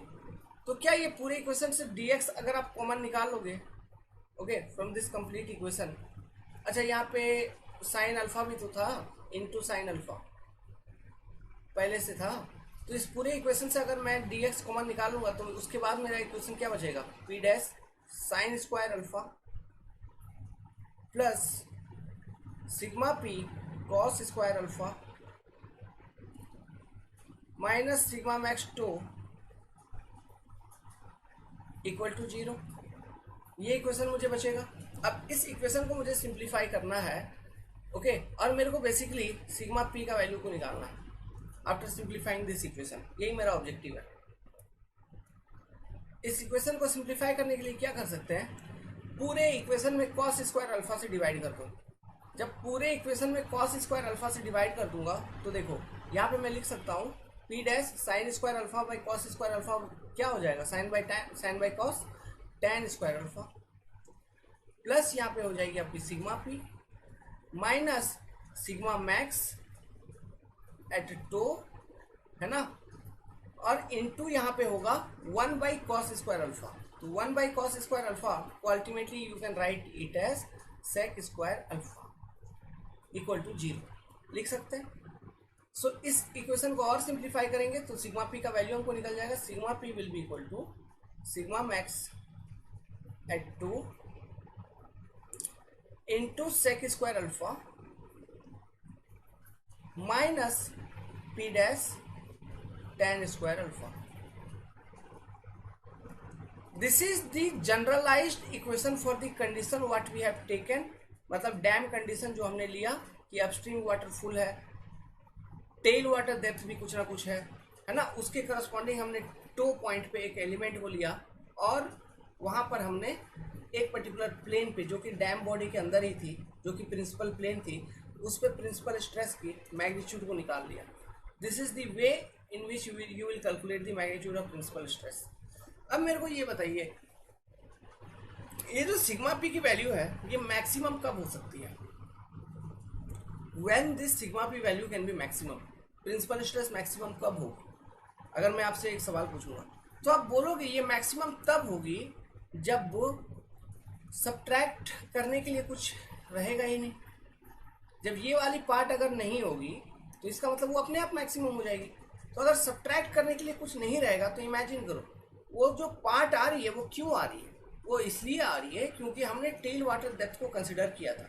अगर मैं टेल वाटर डेप्थ कंसिडर नहीं करूं, रिजर्वायर फुल कंडीशन ही कंसिडर करूं and I am not considering tail water depth, तब उस कंडीशन में जो टो पे एक एलिमेंट में लेता और एनालिसिस करता तो उस केस में जो प्रिंसिपल स्ट्रेस की मैग्नीट्यूड थी वो मेरे को मैक्सिमम मिलती, जिसकी मैग्नीट्यूड होती sigma P max equal to sigma max at 2 और into sec square alpha. Sigma max at 2 आपका क्या है, that is nothing but toe पे जो नॉर्मल स्ट्रेस की वैल्यू आ रही है, वही वैल्यू है।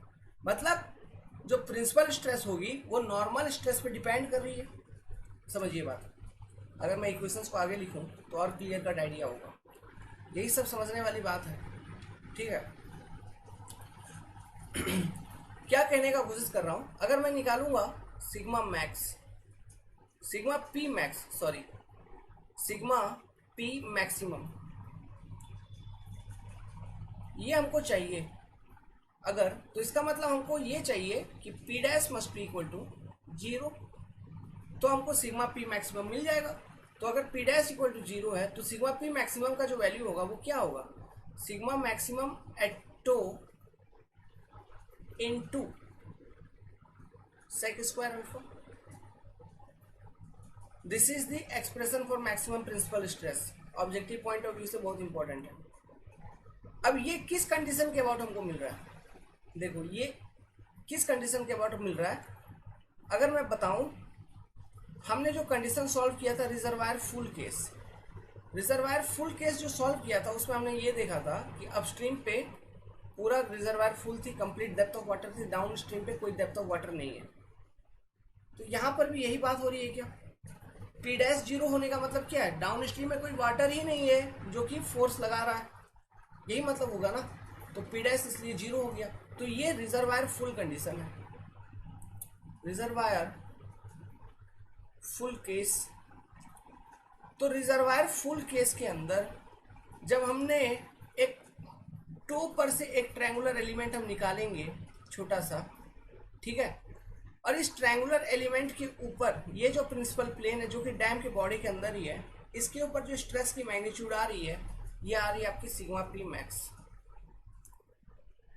And this value is greater than your sigma maximum at 2,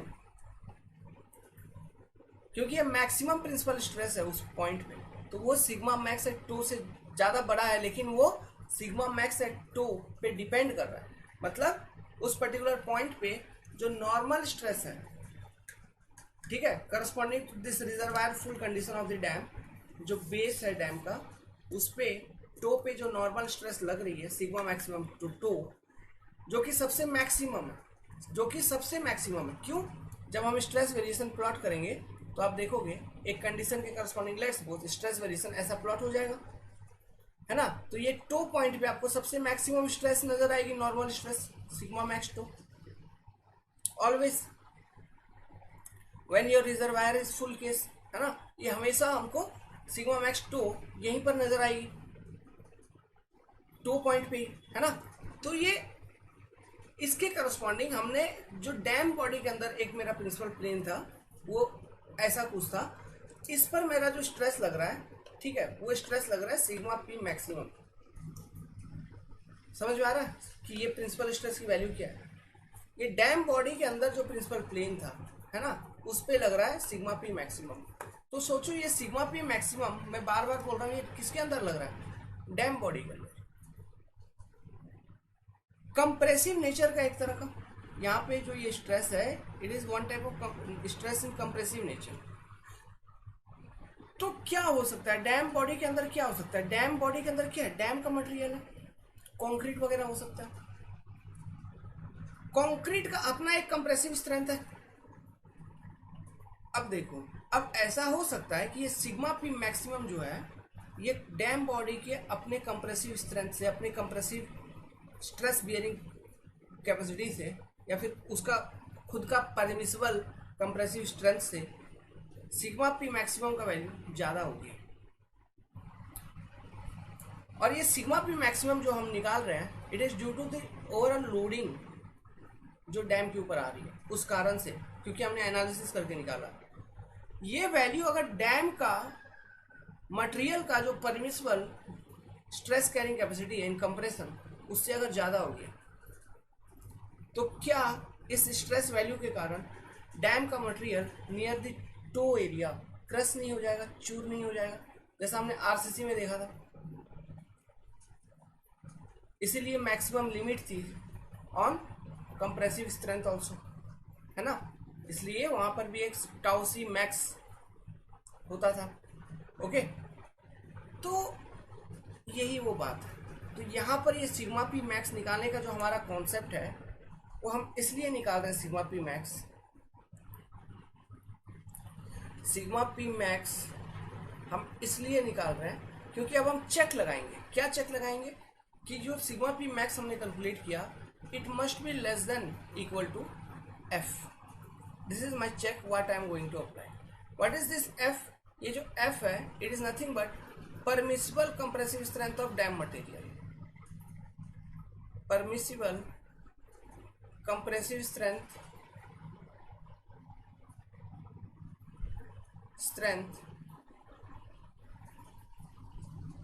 of dam material.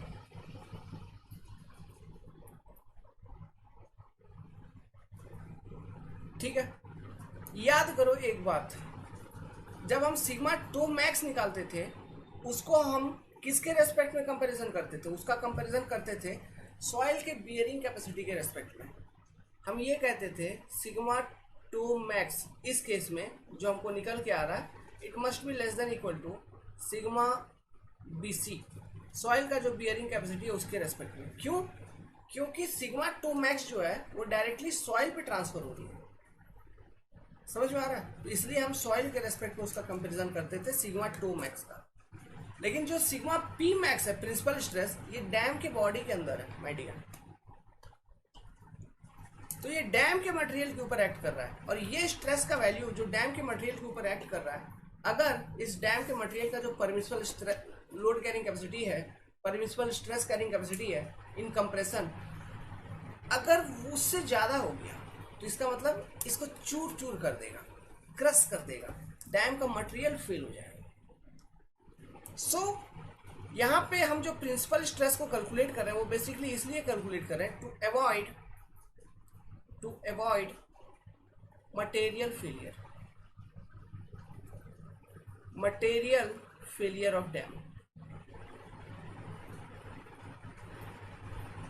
इसलिए हम ये सेफ्टी चेक डैम के मटेरियल के ऊपर लगाएंगे, इसलिए हम प्रिंसिपल स्ट्रेस को कैलकुलेट करेंगे। और मैक्सिमम प्रिंसिपल स्ट्रेस का वैल्यू अभी हमने कैलकुलेट करके दिया, वो उतना ही होगा हमेशा। अब देखो कुछ बातें यहीं पर क्लियर करिए। देखिए कुछ कंडीशंस आपके मन में जो क्वेश्चंस आ रहे होंगे वो क्वेश्चंस मैं क्लियर करता हूँ। अगर नहीं आ रहे तो सोचना इस तरह से क्वेश्चन आ सकते थे। मैंने एक केस बताया आपको, ये डैम है पहला केस। दूसरा केस में भी डैम ले लेता हूँ, बना देता हूँ। पहले डायग्राम अच्छे से बनाना, सब कुछ अच्छे से पढ़ना जरूरी है। ठीक है, this is your heel point, इसको मैं कहता हूँ H, this is your toe point, इसको मैं कहता हूँ टी। तो एच और टी दोनों केस में सेम है। तो जो पहला वाला केस था, ये पहला केस है मेरा। पहले वाले केस में मैंने क्या किया है, जो रिजर्वायर है अपस्ट्रीम रिजर्वायर उसको फुल कंसिडर किया है। ठीक है, और डाउनस्ट्रीम पे किसी भी तरह का पानी को कंसिडर नहीं किया, मान लो। दूसरा वाला केस में मैंने अपस्ट्रीम में किसी भी तरह का पानी कंसिडर नहीं किया, टेल वाटर में सम डेप्थ ऑफ वाटर कंसिडर किया था। ठीक है, अब देखिए, अब जो है, अब मैं ऐसा कह सकता हूं, जब हम ये निकाल रहे थे sigma max and sigma minimum, है ना, जब हम क्रशिंग स्ट्रेंथ का एनालिसिस कर रहे थे, सिग्मा मैक्स और सिग्मा मिनिमम निकाल रहे थे, तो ये पहले वाले केस में ओके सिग्मा मैक्स का वैल्यू आ रहा था आपको टो के ऊपर, सिग्मा मिन का वैल्यू मिल रहा था हील के ऊपर। दूसरे वाले कंडीशन में सिग्मा मैक्स का वैल्यू मिल रहा था टो के ऊपर, सॉरी हील के ऊपर, और सिग्मा मैक्सिमम का, सिग्मा मिनिमम का वैल्यू मिल रहा था हील टो के ऊपर। ऐसा था। अब देखिए, मैं ये क्या बताने का कोशिश कर रहा हूं, मैं ये बताने का कोशिश कर रहा हूं कि why I have taken reservoir full condition. ठीक है, पहला केस में रिजर्वायर फुल कंडीशन क्यों लिया, और तो और मैं ये भी बताने का कोशिश कर रहा हूं कि मैं ये टो के बगल का ही एक छोटा सा ट्रायंगुलर एलिमेंट के ऊपर एनालिसिस किया और उस पर प्रिंसिपल स्ट्रेस निकाला, वही मेरा डैम में सबसे ज्यादा प्रिंसिपल स्ट्रेस होगा। क्यों, ये रीजन बताने की कोशिश कर रहा हूं। तो देखो, जब reservoir full condition and reservoir empty condition को देखोगे, this is your reservoir full case, reservoir full case, और ये है आपका reservoir empty case, reservoir empty case, empty case. जब हम इन दोनों केसेस को देख रहे हैं तो ये जो हमको सिग्मा मैक्स निकल रहा है, तो इसको मान लो सिग्मा मैक्स 1 है जो टो पे लग रही है, एंड यहाँ पे जो सिग्मा मैक्सिमम लग रही है हिल पे, ये मान लो सिग्मा मैक्सिमम 2 है। तो प्रैक्टिकली स्पीकिंग अगर आप प्रैक्टिकली बात करोगे तो मेरे को ये बताइए, इन दोनों सिग्मा मैक्स के वैल्यू में से रियलिटी में प्रैक्टिकली कौन सा वैल्यू सबसे अधिक होगा? ऑब्वियस सी बात है, सिग्मा मैक्स टो है ना, means 1 in case of reservoir full condition will be greater than sigma max 2 in case of reservoir empty case. ये प्रैक्टिकली यही केस को फॉलो करेगा हमेशा, प्रैक्टिकली हमेशा यही केस को फॉलो करेगा। ठीक है, अब ये भी हमको मालूम है, अगर ये चीज एस्टेब्लिश हो गया तो ये भी हमको मालूम है कि जो मैक्सिमम नॉर्मल स्ट्रेस आएगी वो टो पॉइंट पे आएगी in case of reservoir full case. इसलिए मैं टो पॉइंट का एलिमेंट को कंसिडर करूंगा। क्यों? क्योंकि देखो ये प्रिंसिपल स्ट्रेस का वैल्यू जो सिग्मा पी मैक्स का वैल्यू आपने सिंपली निकाला अभी, वो देखो वो कैसे निकाला, रिजर्वायर फुल केस में निकाला, और उसका वैल्यू जो निकाला आपने वो निकाला सिग्मा मैक्स यहाँ पे टो है ना, इनटू सेक स्क्वायर अल्फा, ये अल्फा हो गया, ये वाला एंगल अल्फा। तो सिग्मा पी मैक्स का जो वैल्यू है ये किसके ऊपर डिपेंड कर रहा है? ये सिग्मा मैक्सिमम एट टो जो है उसके ऊपर डिपेंड कर रहा है। मतलब एट टो पॉइंट, जो टो पॉइंट पे हम एलिमेंट लेंगे है ना, यहाँ पे एलिमेंट लेंगे तो इस पॉइंट पे जो नॉर्मल स्ट्रेस है, ठीक है, वो क्या है? सिग्मा मैक्स टो, यही तो था। इसके ऊपर, इस नॉर्मल स्ट्रेस के ऊपर डिपेंड कर रहा है कि इस पर्टिकुलर पॉइंट पे जो आपका प्रिंसिपल स्ट्रेस होगा उसका वैल्यू कितना होगा। समझ रहे हो? इसके ऊपर डिपेंड कर रहा है, किसके ऊपर? सिग्मा मैक्स टो के ऊपर। मान लो आपने एलिमेंट लिया होता, मान लो टो पे हम एलिमेंट नहीं ले रहे, मैं एक जजमेंट और बता रहा हूँ, ये वाला केस तो हम लेंगे ही नहीं ना, रिजर्वायर एम्प्टी केस अब हमको कंसिडर करने की जरूरत ही नहीं है। क्यों? क्योंकि हमको मालूम हो गया ना कि जैसे प्रिंसिपल स्ट्रेस की जो मैग्नीट्यूड है वो बेसिकली किसके ऊपर डिपेंड करती है? ये मैक्सिमम स्ट्रेस जो सिग्मा मैक्स आपको मिल रही है उसके ऊपर डिपेंड कर रही है, और हमको वो जो सिग्मा मैक्सिमम है वो सबसे अधिक मिलता है in which case? Reservoir full case. So reservoir empty case को फिर कंसिडर करने की जरूरत ही नहीं है। क्यों? अगर रिजर्वायर फुल केस में सेफ रहेगा, रिजर्वायर एम्प्टी केस में ऑटोमेटिकली सेफ्टी हो जाएगी। क्यों?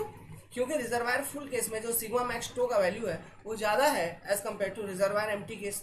ये सब देखिए वेरी इंपॉर्टेंट चीज है, एक बार अगर मैं समझ में नहीं आएगा तो बार बार रिपीट करके सुनते रहिए। ठीक है, इसलिए हमको ये रिजर्वायर एम्प्टी केस अब कंसिडर करने की जरूरत नहीं।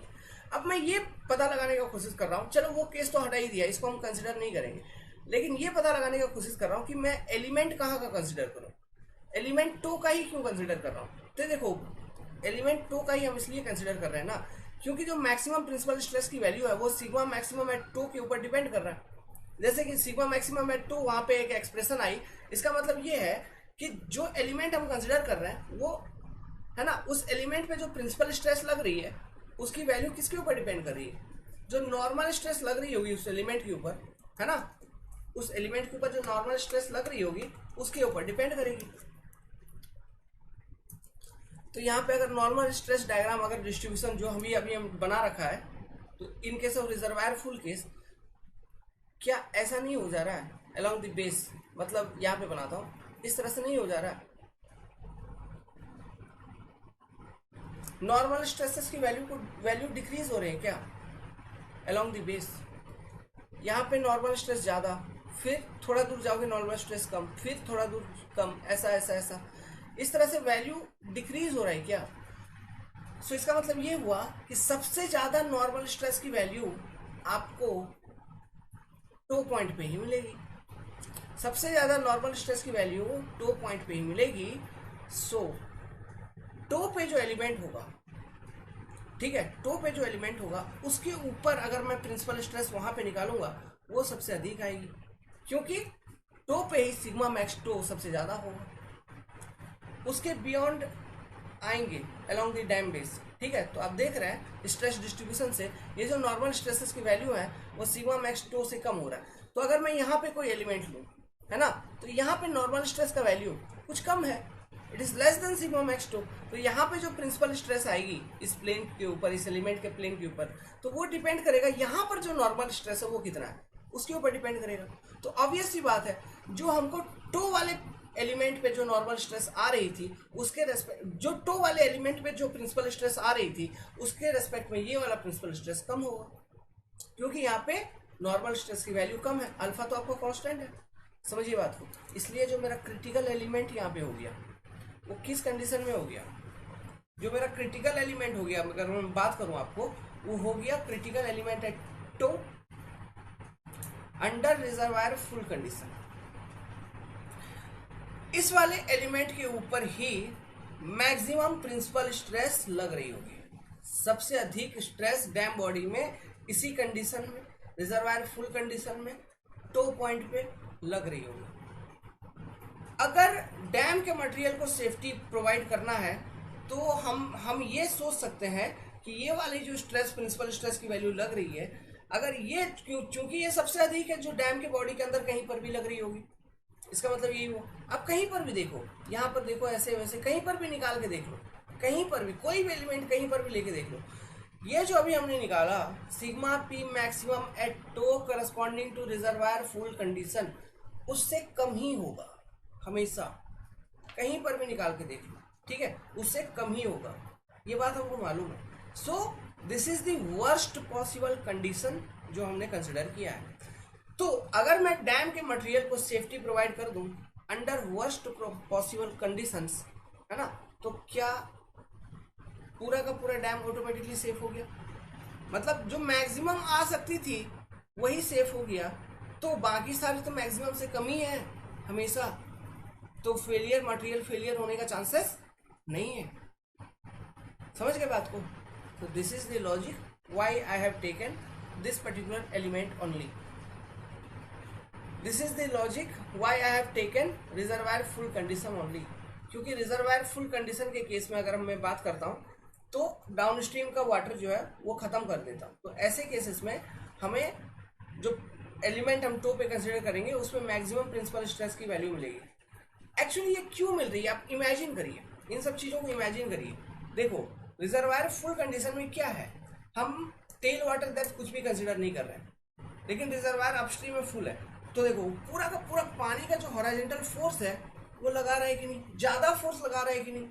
अगर टेल वाटर में भी कुछ वाटर रहता तो ये जो हॉरिजॉन्टल इस डायरेक्शन में लगा रहा है और टेल वाटर में कुछ भी है तो इस डायरेक्शन में जो कुछ लगता, तो ये दोनों कुछ ना कुछ नेट अगर फोर्स कैलकुलेट करते तो इस वाले बड़े वाले मैग्नीट्यूड से ये छोटा वाला मैग्नीट्यूड, मतलब उसको कैंसिल आउट कर देता, एक छोटा मैग्नीट्यूड आपको देखने को मिलता, कम मैग्नीट्यूड, एक नेट फोर्स देखने को मिलता। लेकिन हम डाउन वाटर जो टेल वाटर उसको एकदम कंसिडर ही नहीं कर रहे हैं, आई एम नॉट कंसिडरिंग दैट, इसलिए यहाँ पे जो फोर्स ये इकलौता बच गया, ये ज़्यादा बड़ा बच गया। और एक चीज़ ध्यान रखना माय डियर, अगर इधर से फोर्स ज़्यादा है ना, ये फोर्स ज़्यादा, इसके कारण जो बेसिक चीज़ होती है वो क्या होती है, जो रिजल्टेंट है उसका एक्सेंट्रिसिटी आगे आगे मूव करता चलेगा। मतलब अगर ये वाला फोर्स ज़्यादा होगा हॉरिजॉन्टल डायरेक्शन में, इसका बेसिक सा यही कॉन्सेप्ट होता है, एक्सेंट्रिसिटी टू द रिजल्टेंट, है ना, जो डैम के बेस पे कट कर रहा है वो आगे चलते रहती है। समझ गए बात को? वही चीज़ है यहाँ पे, वही चीज़ है।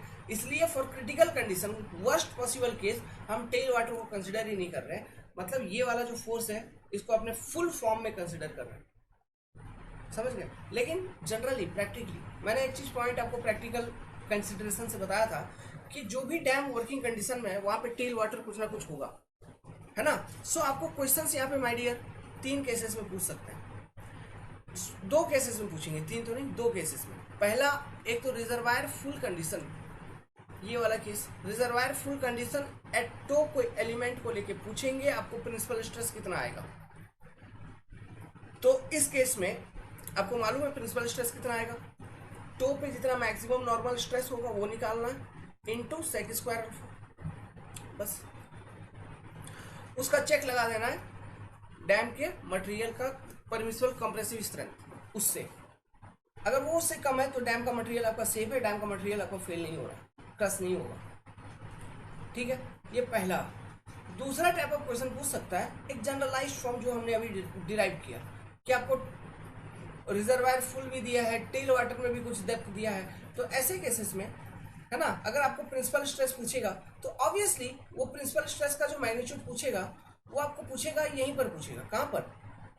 वो आपसे पूछेगा एट 2 वाला एलिमेंट ओनली, क्योंकि वहां से कोई भी एलिमेंट आप दूर दूर जाओगे वहां पे ऑब्वियसली ये सिग्मा पी मैक्स की वैल्यू से उसमें उधर ही मतलब और कहीं पर भी जाएंगे तो सिग्मा पी का जो ये वैल्यू आया by using this generalized equation इससे कम ही आएगा हमेशा। मतलब वो 2 वाला एलिमेंट क्रिटिकल एलिमेंट है माय डियर। वो 2 वाला जो एलिमेंट है वो क्रिटिकल एलिमेंट है under reservoir full condition. Reservoir empty condition में हम चेक ही नहीं करते, ठीक है। So this are the expressions for maximum principal stresses. Hope कि ये कॉन्सेप्ट आपको समझ में आई होगी। अगर कॉन्सेप्ट समझ में आई है तो ठोको like according to Navjot Singh Sidhu. Well ठीक है, चलिए तो इतना सारा लिख लिया।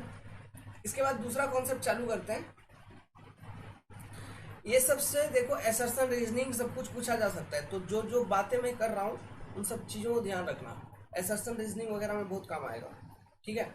सेकेंड कॉन्सेप्ट में अगर बात करें, सेकेंड कॉन्सेप्ट मेरे पास और एक इक्वेशन यहाँ पे लगानी बाकी थी, summation F of H equal to 0। ये इक्वेशन लगाने के बाद हमको क्या वैल्यू मिलता? हमको शियर स्ट्रेस का वैल्यू मिलता। और ये शियर स्ट्रेस कहाँ पे लग रहा है? डैम के बेस प्रोफाइल पे लग रहा है। तो ये शियर स्ट्रेस का वैल्यू मेरे को निकालनी है summation F of H equal to 0 apply करके। तो लिखो इक्वेशन को, कैसे लिखोगे summation F of H equal to 0? तो देखो मैं लिखूं अगर इक्वेशन तो मैं ऐसा लिख सकता हूँ simply sigma sine alpha, sigma P sine alpha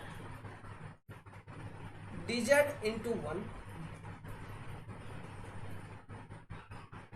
ये ऐसा गया sigma P sine alpha dz into 1 ऐसा गया फोर्स। फिर जो पी डैश है उसका ऐसा आएगा तो दोनों सब्ट्रैक्ट हो जाएंगे वापस में। तो माइनस पी डैश जो स्ट्रेस है cos alpha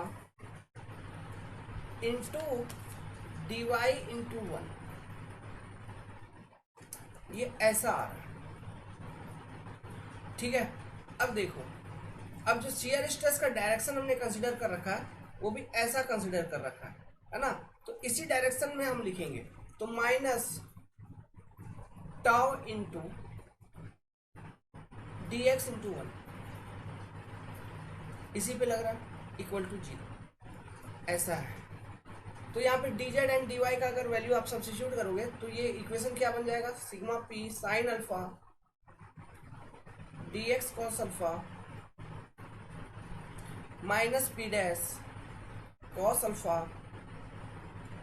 D X sine alpha minus tau D X which is equal to 0। तो टाउ इक्वल टू, यहां से हमको टाउ का वैल्यू सब्स्टिट्यूट करना है, टाउ का वैल्यू निकालना है। तो सबसे पहले तो मैं dx अगर ये कॉमन निकाल लूँ सब में से dx कैंसिल आउट हो जाएगा। तो टाउ इक्वल टू मेरे पास क्या बचेगा? टाउ इक्वल टू मेरे पास बचेगा sigma P sine alpha cos alpha minus P dash cos alpha sine alpha, इतना मेरे पास बचेगा। देखिए बहुत सारे लोग स्टूडेंट कहते हैं कि सर लाइव क्लास आइए, मैं प्रैक्टिकली बात कर रहा हूँ। मैं आप लोगों से उतना ज़्यादा फीस लेता नहीं, क्योंकि आप तो जाते हैं अड्डा वड्डा ये वो इधर उधर जाते, जिधर जाना आपको उधर जाते हैं आप। हमारे पास कौन आता है भाई? बहुत कम लोग आते हैं जो कि सीरियसली पढ़ना चाहते हैं, वो लोग आते हैं। समझ गए बात को? तो हमारे पास उतना सिस्टम है नहीं एडवांस वाला, हम एसी में बैठे नहीं रहते, दिन भर साइड पे घिसते रहता हूँ। जो पैसा मिलता है वो पैसा अपने घर के लिए यूज़ करता हूँ, थोड़ा मोड़ा इधर काम कर लेता हूँ क्योंकि ये मेरा हॉबी है। इसमें आप लोग मेरे को सपोर्ट करिए तो मैं अपना काम जॉब वॉब छोड़ दूँ भाई, बिल्कुल छोड़ दूँ, जॉब वॉब छोड़ के इसी पे आ जाऊँ, है कि नहीं? एसी लगा लूँ, एसी में बैठा रहा हूँ, ले मस्त बैग वीडियो, ले ये कंटेंट, ले डेटा। तो उतना ज़्यादा सपोर्ट तो है नहीं, लेकिन हाँ फिर भी आप लोग इतना ज़्यादा सपोर्ट किए, दिल बाग बाग हो गया, दिल खुश खुश हो गया। लव यू गाइस, ये भी बहुत बड़ी चीज़ है। केवल मेरा चैनल सिविल इंजीनियरिंग ओरिएंटेड है, मैं यहाँ पे केवल टेक्निकल डालता हूँ, ओनली टेक्निकल, और वो भी गंदे लेवल से, तब जाके 30,000 सब्सक्राइबर्स हैं। मतलब 30,000 लोग ऐसे हैं जो इस गंदे लेवल पे पढ़ना चाहते हैं, कम से कम ये तो है। Okay, love you guys, love you. हाँ, थोड़ा इन्फॉर्मेशन अगर आप शेयर कर देंगे, ओके, कि अपने फ्रेंड से कम्युनिकेट कर देंगे कि ऐसा ऐसा, तो क्या होगा हमारा, चलो भाई मैं तो समझ रहा हूँ उतना बजट नहीं आ पाएगा, लेकिन चलो ठीक है, अगर ऐसा बजट भी आ जाए, थोड़ा ज़्यादा पैसा, क्योंकि वो सब एक्स्ट्रा पैसा है, वो सब जो एलसीडी वो लोग देख रहे हो ना, वो लिख देते हैं जाके बोर्ड पे, 3-3 लाख 4-4 लाख रुपया का वो टीवी आता है, वो बहुत बड़ा टीवी होता है, समझ गए, उतना बड़ा बहुत ज़्यादा दाम का आता है, 3-3 4-4 लाख की वो टीवी आती है, उस पर फिर लिखो, फिर डीएसएलआर कैमरा सेट करके रखो, उसमें रिकॉर्डिंग होगा, फिर उस चीज़ को अपलोड करो, फिर लाइव वाला सिस्टम वहाँ पे, मतलब वो डीएसएलआर कैमरा के थ्रू से करना है अपने को, लाइव वाला सिस्टम, समझ रहे, एक डिवाइस के थ्रू से करनी है, उतना वाईफाई रखो, सब सिस्टम है, तो वो माल अपने पास नहीं है, क्योंकि हम केवल सिविल पढ़ाते हैं, नॉन टेक पढ़ाता, हाँ लगता है माल कमा लेता है आराम से, हम सिविल पढ़ाते हैं, इंजीनियरिंग पढ़ाना वैसे भी सबकी बात नहीं है, सबकी बस की बात नहीं है, आप छोड़ो यार, my dear my dear my dear, love you guys. इस इक्वेशन को सॉल्व करते हैं ना, मैं इसे बोलते रहूँगा, 1 घंटा बोल दूंगा, कुछ कुछ बोल, मेरे अंदर बहुत भड़ास भरा हुआ है इन सब चीज़ों को लेकर, ये फालतू से, जब मेरे अंदर ये भड़ास तब से भर गई है, जब से ये ऑनलाइन मार्केटिंग, एजुकेशन मार्केटिंग हो गई, तब से। Tau equal to sigma P sine alpha cos alpha minus P dash cos alpha sine alpha, ठीक है, इसको सिंप्लीफाई करो, करो, कैसे करोगे, सॉल्व करो, टाउ का वैल्यू एक निकालना है, सॉल्व करो, एक जनरलाइज फॉर्म में इस इक्वेशन को लेके आओ, how can you do that,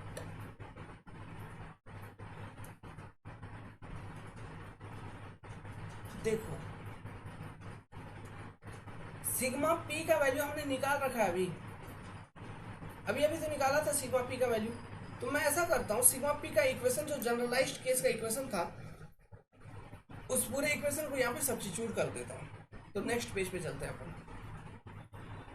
tau equal to, अगर मैं सिग्मा पी का वैल्यू को ही यहीं पे सब्स्टिट्यूट कर दूँ, तो मैं ऐसा लिख सकता हूँ कि tau equal to sigma max at two sec square alpha minus P dash tan square alpha, फिर बाहर में क्या आ जाएगी, साइन अल्फा कॉस अल्फा, फिर माइनस में क्या था, p dash sine alpha cos alpha again, ऐसा था, बिल्कुल था। अब इस इक्वेशन को सिंप्लीफाई करो, तो देखो sigma max two into sec square alpha को 1/cos स्क्वायर अल्फा लिख सकते हो, इसके साथ ये वाला पार्ट मल्टीप्लाई हो जाएगा, साइन अल्फा कॉस अल्फा, क्या यहाँ से कॉस अल्फा खत्म, यहाँ कॉस अल्फा बचा, तो अल्टीमेटली क्या बचा, sine alpha by cos alpha, तो ये सारा कुछ मैं कैंसिल आउट करके यहाँ पे एक चीज लिख देता हूँ, टेन अल्फा, हो जाएगा, होएगा, बिल्कुल होएगा, टेन अल्फा। अब बात करते हैं माइनस वाला पार्ट को सॉल्व करते हैं, तो यहाँ पे देखो ये मैं minus P dash tan square alpha, ठीक है, इसके साथ मल्टीप्लाई होगा फिर साइन अल्फा कॉस अल्फा, फिर बचा माइनस में P dash sine alpha cos alpha, ऐसा। अब देखो ये वाले पार्ट को हम कैसे सिंप्लीफाई कर सकते हैं, ये तो दोनों सेम है, मतलब इसमें पी डैश है, तो अगर मैं ऐसा करूं, सिग्मा मैक्स टू मैं लिखूं, देखो सिंपल है, बस दिमाग चलानी है, ये सब चीज तो आरआरबी में आती है, ये सब चीजें, यहां से अगर मैं कॉमन निकाल लूं, माइनस पी डैश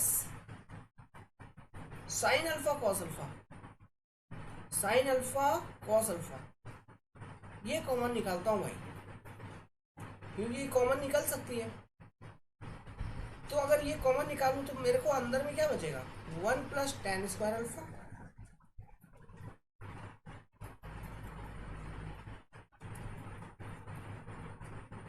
ऐसा बचेगा। तो देखो ये जो 1 प्लस टेन स्क्वायर अल्फा है इसको हम सेक स्क्वायर अल्फा लिख सकते हैं। मतलब कहने का मतलब ये sigma max 2 into ten alpha minus P dash sine alpha cos alpha. 1 plus tan alpha tan square alpha को सेक स्क्वायर अल्फा लिखा जा सकता है। इस सेक स्क्वायर अल्फा को ultimately 1 by cos square alpha लिख सकते हैं।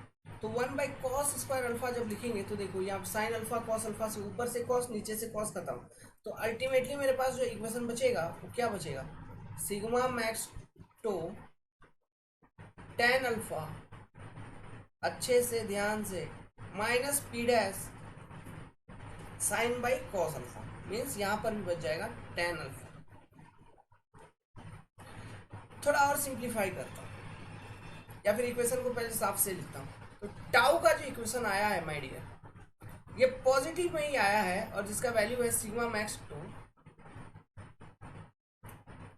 Ten alpha minus P dash tan alpha, ऐसा है कि नहीं। This is the general equation for this generalized condition. This is the general equation for this generalized condition.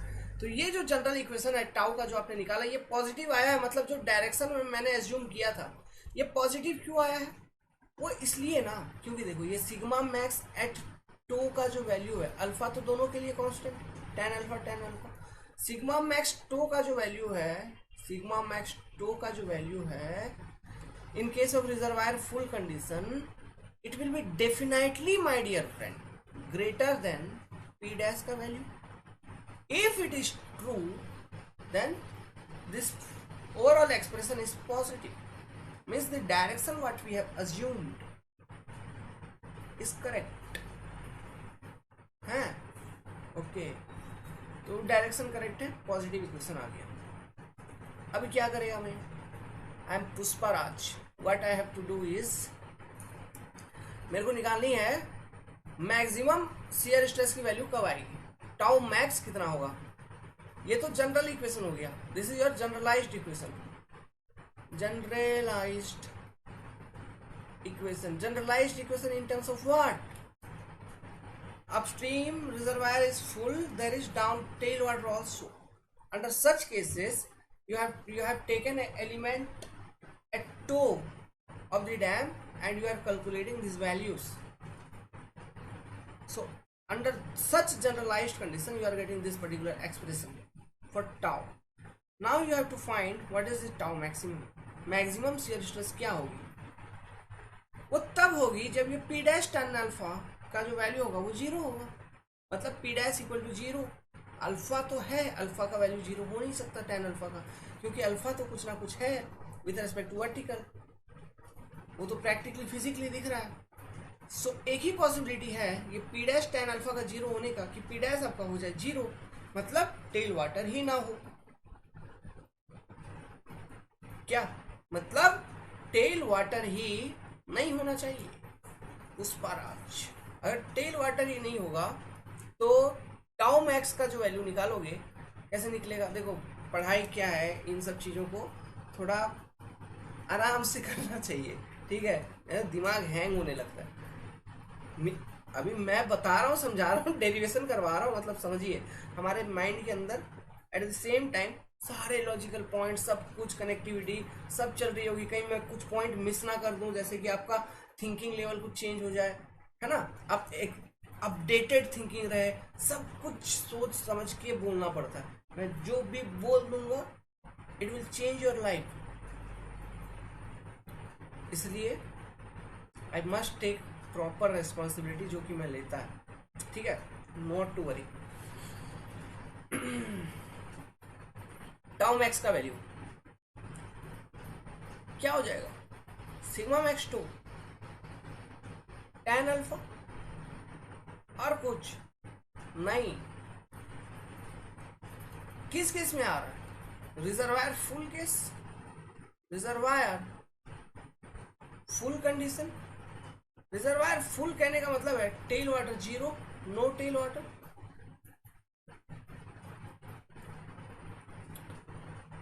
अब ये जो शियर स्ट्रेस की जो मैग्नीट्यूड है मैक्सिमम वाली, ये भी डिपेंड कर रही है किसके ऊपर, जिस भी पर्टिकुलर पॉइंट पे आप एलिमेंट लोगे उस पर्टिकुलर एलिमेंट के ऊपर जो नॉर्मल स्ट्रेस एक्ट कर रही है डैम के थ्रू से, है ना, उसके ऊपर ये डिपेंड कर रहा है। तो आपने देखा था, अगर इसका वेरिएशन निकालोगे my dear, this are important, okay. आपसे एग्जाम में पूछते हैं what is maximum value of principal stress, this is the generalised equation and this is the maximum value of principal stress under this particular reservoir full condition, no tail water. They can ask this type of things in assertion reasoning questions also, or MCQ type, logical. You will think how it is possible. Hey, it is possible. Just we have to understand the concept. It is possible. So understand the concept. Now, क्या बात करेंगे? हाँ, ये आपको समझ गया। Stress distribution अगर मैं बताऊं तो अभी देखो माय डियर, एक सिंपल से इक्वेशन, चाहे मैं सिग्मा पी का बात करूं, sigma P max maximum principal stress, ये किसके ऊपर कैसे है, सिग्मा मैक्स टो पे जो आ रही थी रिजर्वायर फुल कंडीशन का बात कर रहे हैं, इंटू सेक स्क्वायर अल्फा। ये अल्फा ध्यान रखना वर्टिकल से अल्फा लिया है, कैनाल में हॉरिजॉन्टल से अल्फा लेते थे, कहीं कहीं हॉरिजॉन्टल से लिया जाता है, यहाँ पे वर्टिकल से लिए, इसको ध्यान रखना डेरिवेशन में। फिर टाउ मैक्स जो आपने निकाला, it also depend on tau max equal to sigma max to tan alpha, ठीक है।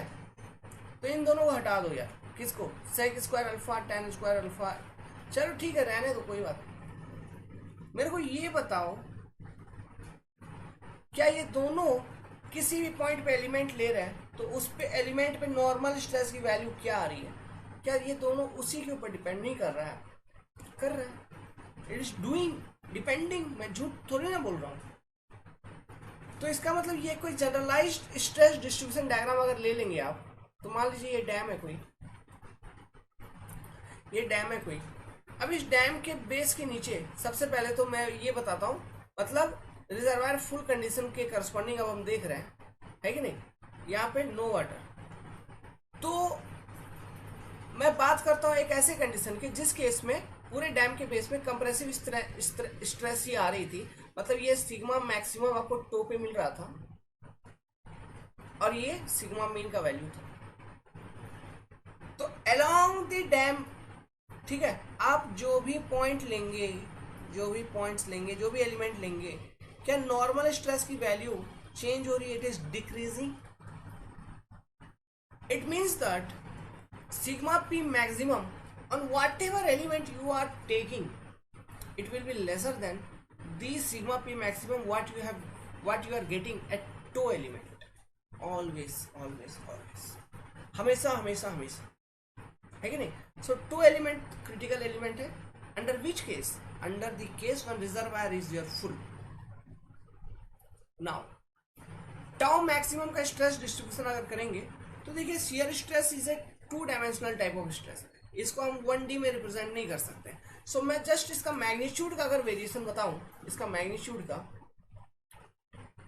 तो इसका भी मैग्नीट्यूड का जो वेरिएशन होगा along the base of the dam profile, if you look out, ये भी एक तरह का ट्रेपेजोइडल वेरिएशन देगा, इस तरह से कुछ इसकी मैग्नीट्यूड वेरी कर रही होगी, किसकी, शियर स्ट्रेस की, टाउ मैक्स की भी कह लो, मतलब जहां पर मैक्सिमम, मतलब ये जो स्ट्रेस है, नॉर्मल स्ट्रेस जितना ज्यादा, शियर स्ट्रेस उतना ज्यादा। सो नॉर्मल स्ट्रेस सबसे ज्यादा आपको टो पे ही मिल रहा है, तो टो पे सबसे ज्यादा शियर स्ट्रेस लग रही होगी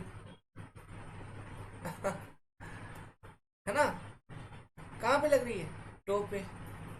तो कभी कभी पूछते हैं सबसे ज्यादा शियर स्ट्रेस किधर लग रही होती है डैम के बेस पे, नियर बाई हिल और टो, किसी भी कंडीशन में टो, ठीक है। They ask you in questions, engineering service में इस तरह की चीजों को they describe as complicated conceptual and conceptual questions. SSC JEE में we define this type of theory और concept as very difficult level type of problem, but ऐसा कुछ है क्या, वो बना दिया गया आपको इसलिए क्योंकि आपने कॉन्सेप्ट फार्मूला याद कर लिया। फार्मूला में याद करवा देता तो बताओ क्या, वही तो मैं बोला था 5 मिनट पहले, मतलब सॉरी क्लास को स्टार्ट करने से पहले कि मैं 5 मिनट में आपको ये कॉन्सेप्ट खत्म करवा दूंगा। मैं बोल देता तो पे ये एलिमेंट है, क्रिटिकल है, इस पे जो सिग्मा पी है उसका वैल्यू इतना है, मैक्सिमम का इतना है, याद कर भी लेते। इससे ज़्यादा देखो और कहीं मेरे को नहीं लगता यूट्यूब चैनल पे कहीं और बताया होगा, ठीक है। लेकिन मैंने आपको आपकी तरफ से डिसीजन मेकिंग छोड़ दिया सब कुछ। We are engineers, we are not layman. गंवार नहीं है कि कुछ भी याद कर लेंगे, लॉजिकली कनेक्ट करते हुए हमको पढ़ना। That is what I am trying to do. इसलिए I am calling you, join concept decoder, support me. एक दिन आगे बढ़ेंगे हम लोग, बहुत अच्छे से आगे बढ़ेंगे। उनको सपोर्ट किया करो भाई, सिविल में कम से कम हमको सपोर्ट कर दीजिए। इक्विपमेंट जैसा जैसा और लाएंगे और थोड़ा एडवांस। अभी मैं मेरा माइंड वैसे भी बिजी रहता है, थोड़ा काम में, लाइफ को भी चलाना है घर का, है ना, तो हर चीज़ों में बिजी रहता है माय डियर। आप लोग जितना सपोर्ट करेंगे उतना अपन लोग आगे बढ़ेंगे। मैं उधर छोड़ दूंगा, कंप्लीटली इधर आ जाएंगे और मेहनत करेंगे। आप तो और रिसर्च करके चीज़ों को पहुँचाएंगे। रिसर्च करने की जिम्मेदारी हमारी, चीज़ें लिखने की, पढ़ने की, समझने की जिम्मेदारी आपकी, बस इतनी सी बात। तो वो रिसर्च करूँ तो उसके लिए कुछ ना कुछ रोकड़ा तो चाहिए, वो रोकड़ा आपके थ्रू से ही आना है ना। नहीं तो पीएचडी कर लेता जॉब की वजह, करने का मन नहीं है, तो पीएचडी से ज़्यादा आना चाहिए, ठीक है। तो वो चीज़ अगर इधर से अवेलेबल होती है तो I will completely involve in this only. इसलिए मैं इसमें इन्वॉल्व नहीं हो पाता कम्प्लीटली, ओके। थोड़ा इसलिए स्लो चलता है अपना। मैं डेली हर दिन भर वीडियो नहीं बनाते रहता है, रात में आता हूँ 2 घंटा 3 घंटा बनाता हूँ बस। वेल ठीक है, इसी के साथ I am ending this video. We will look into next concept, elementary profile of gravity dam. Good luck. वो प्राइवेट रहेगी।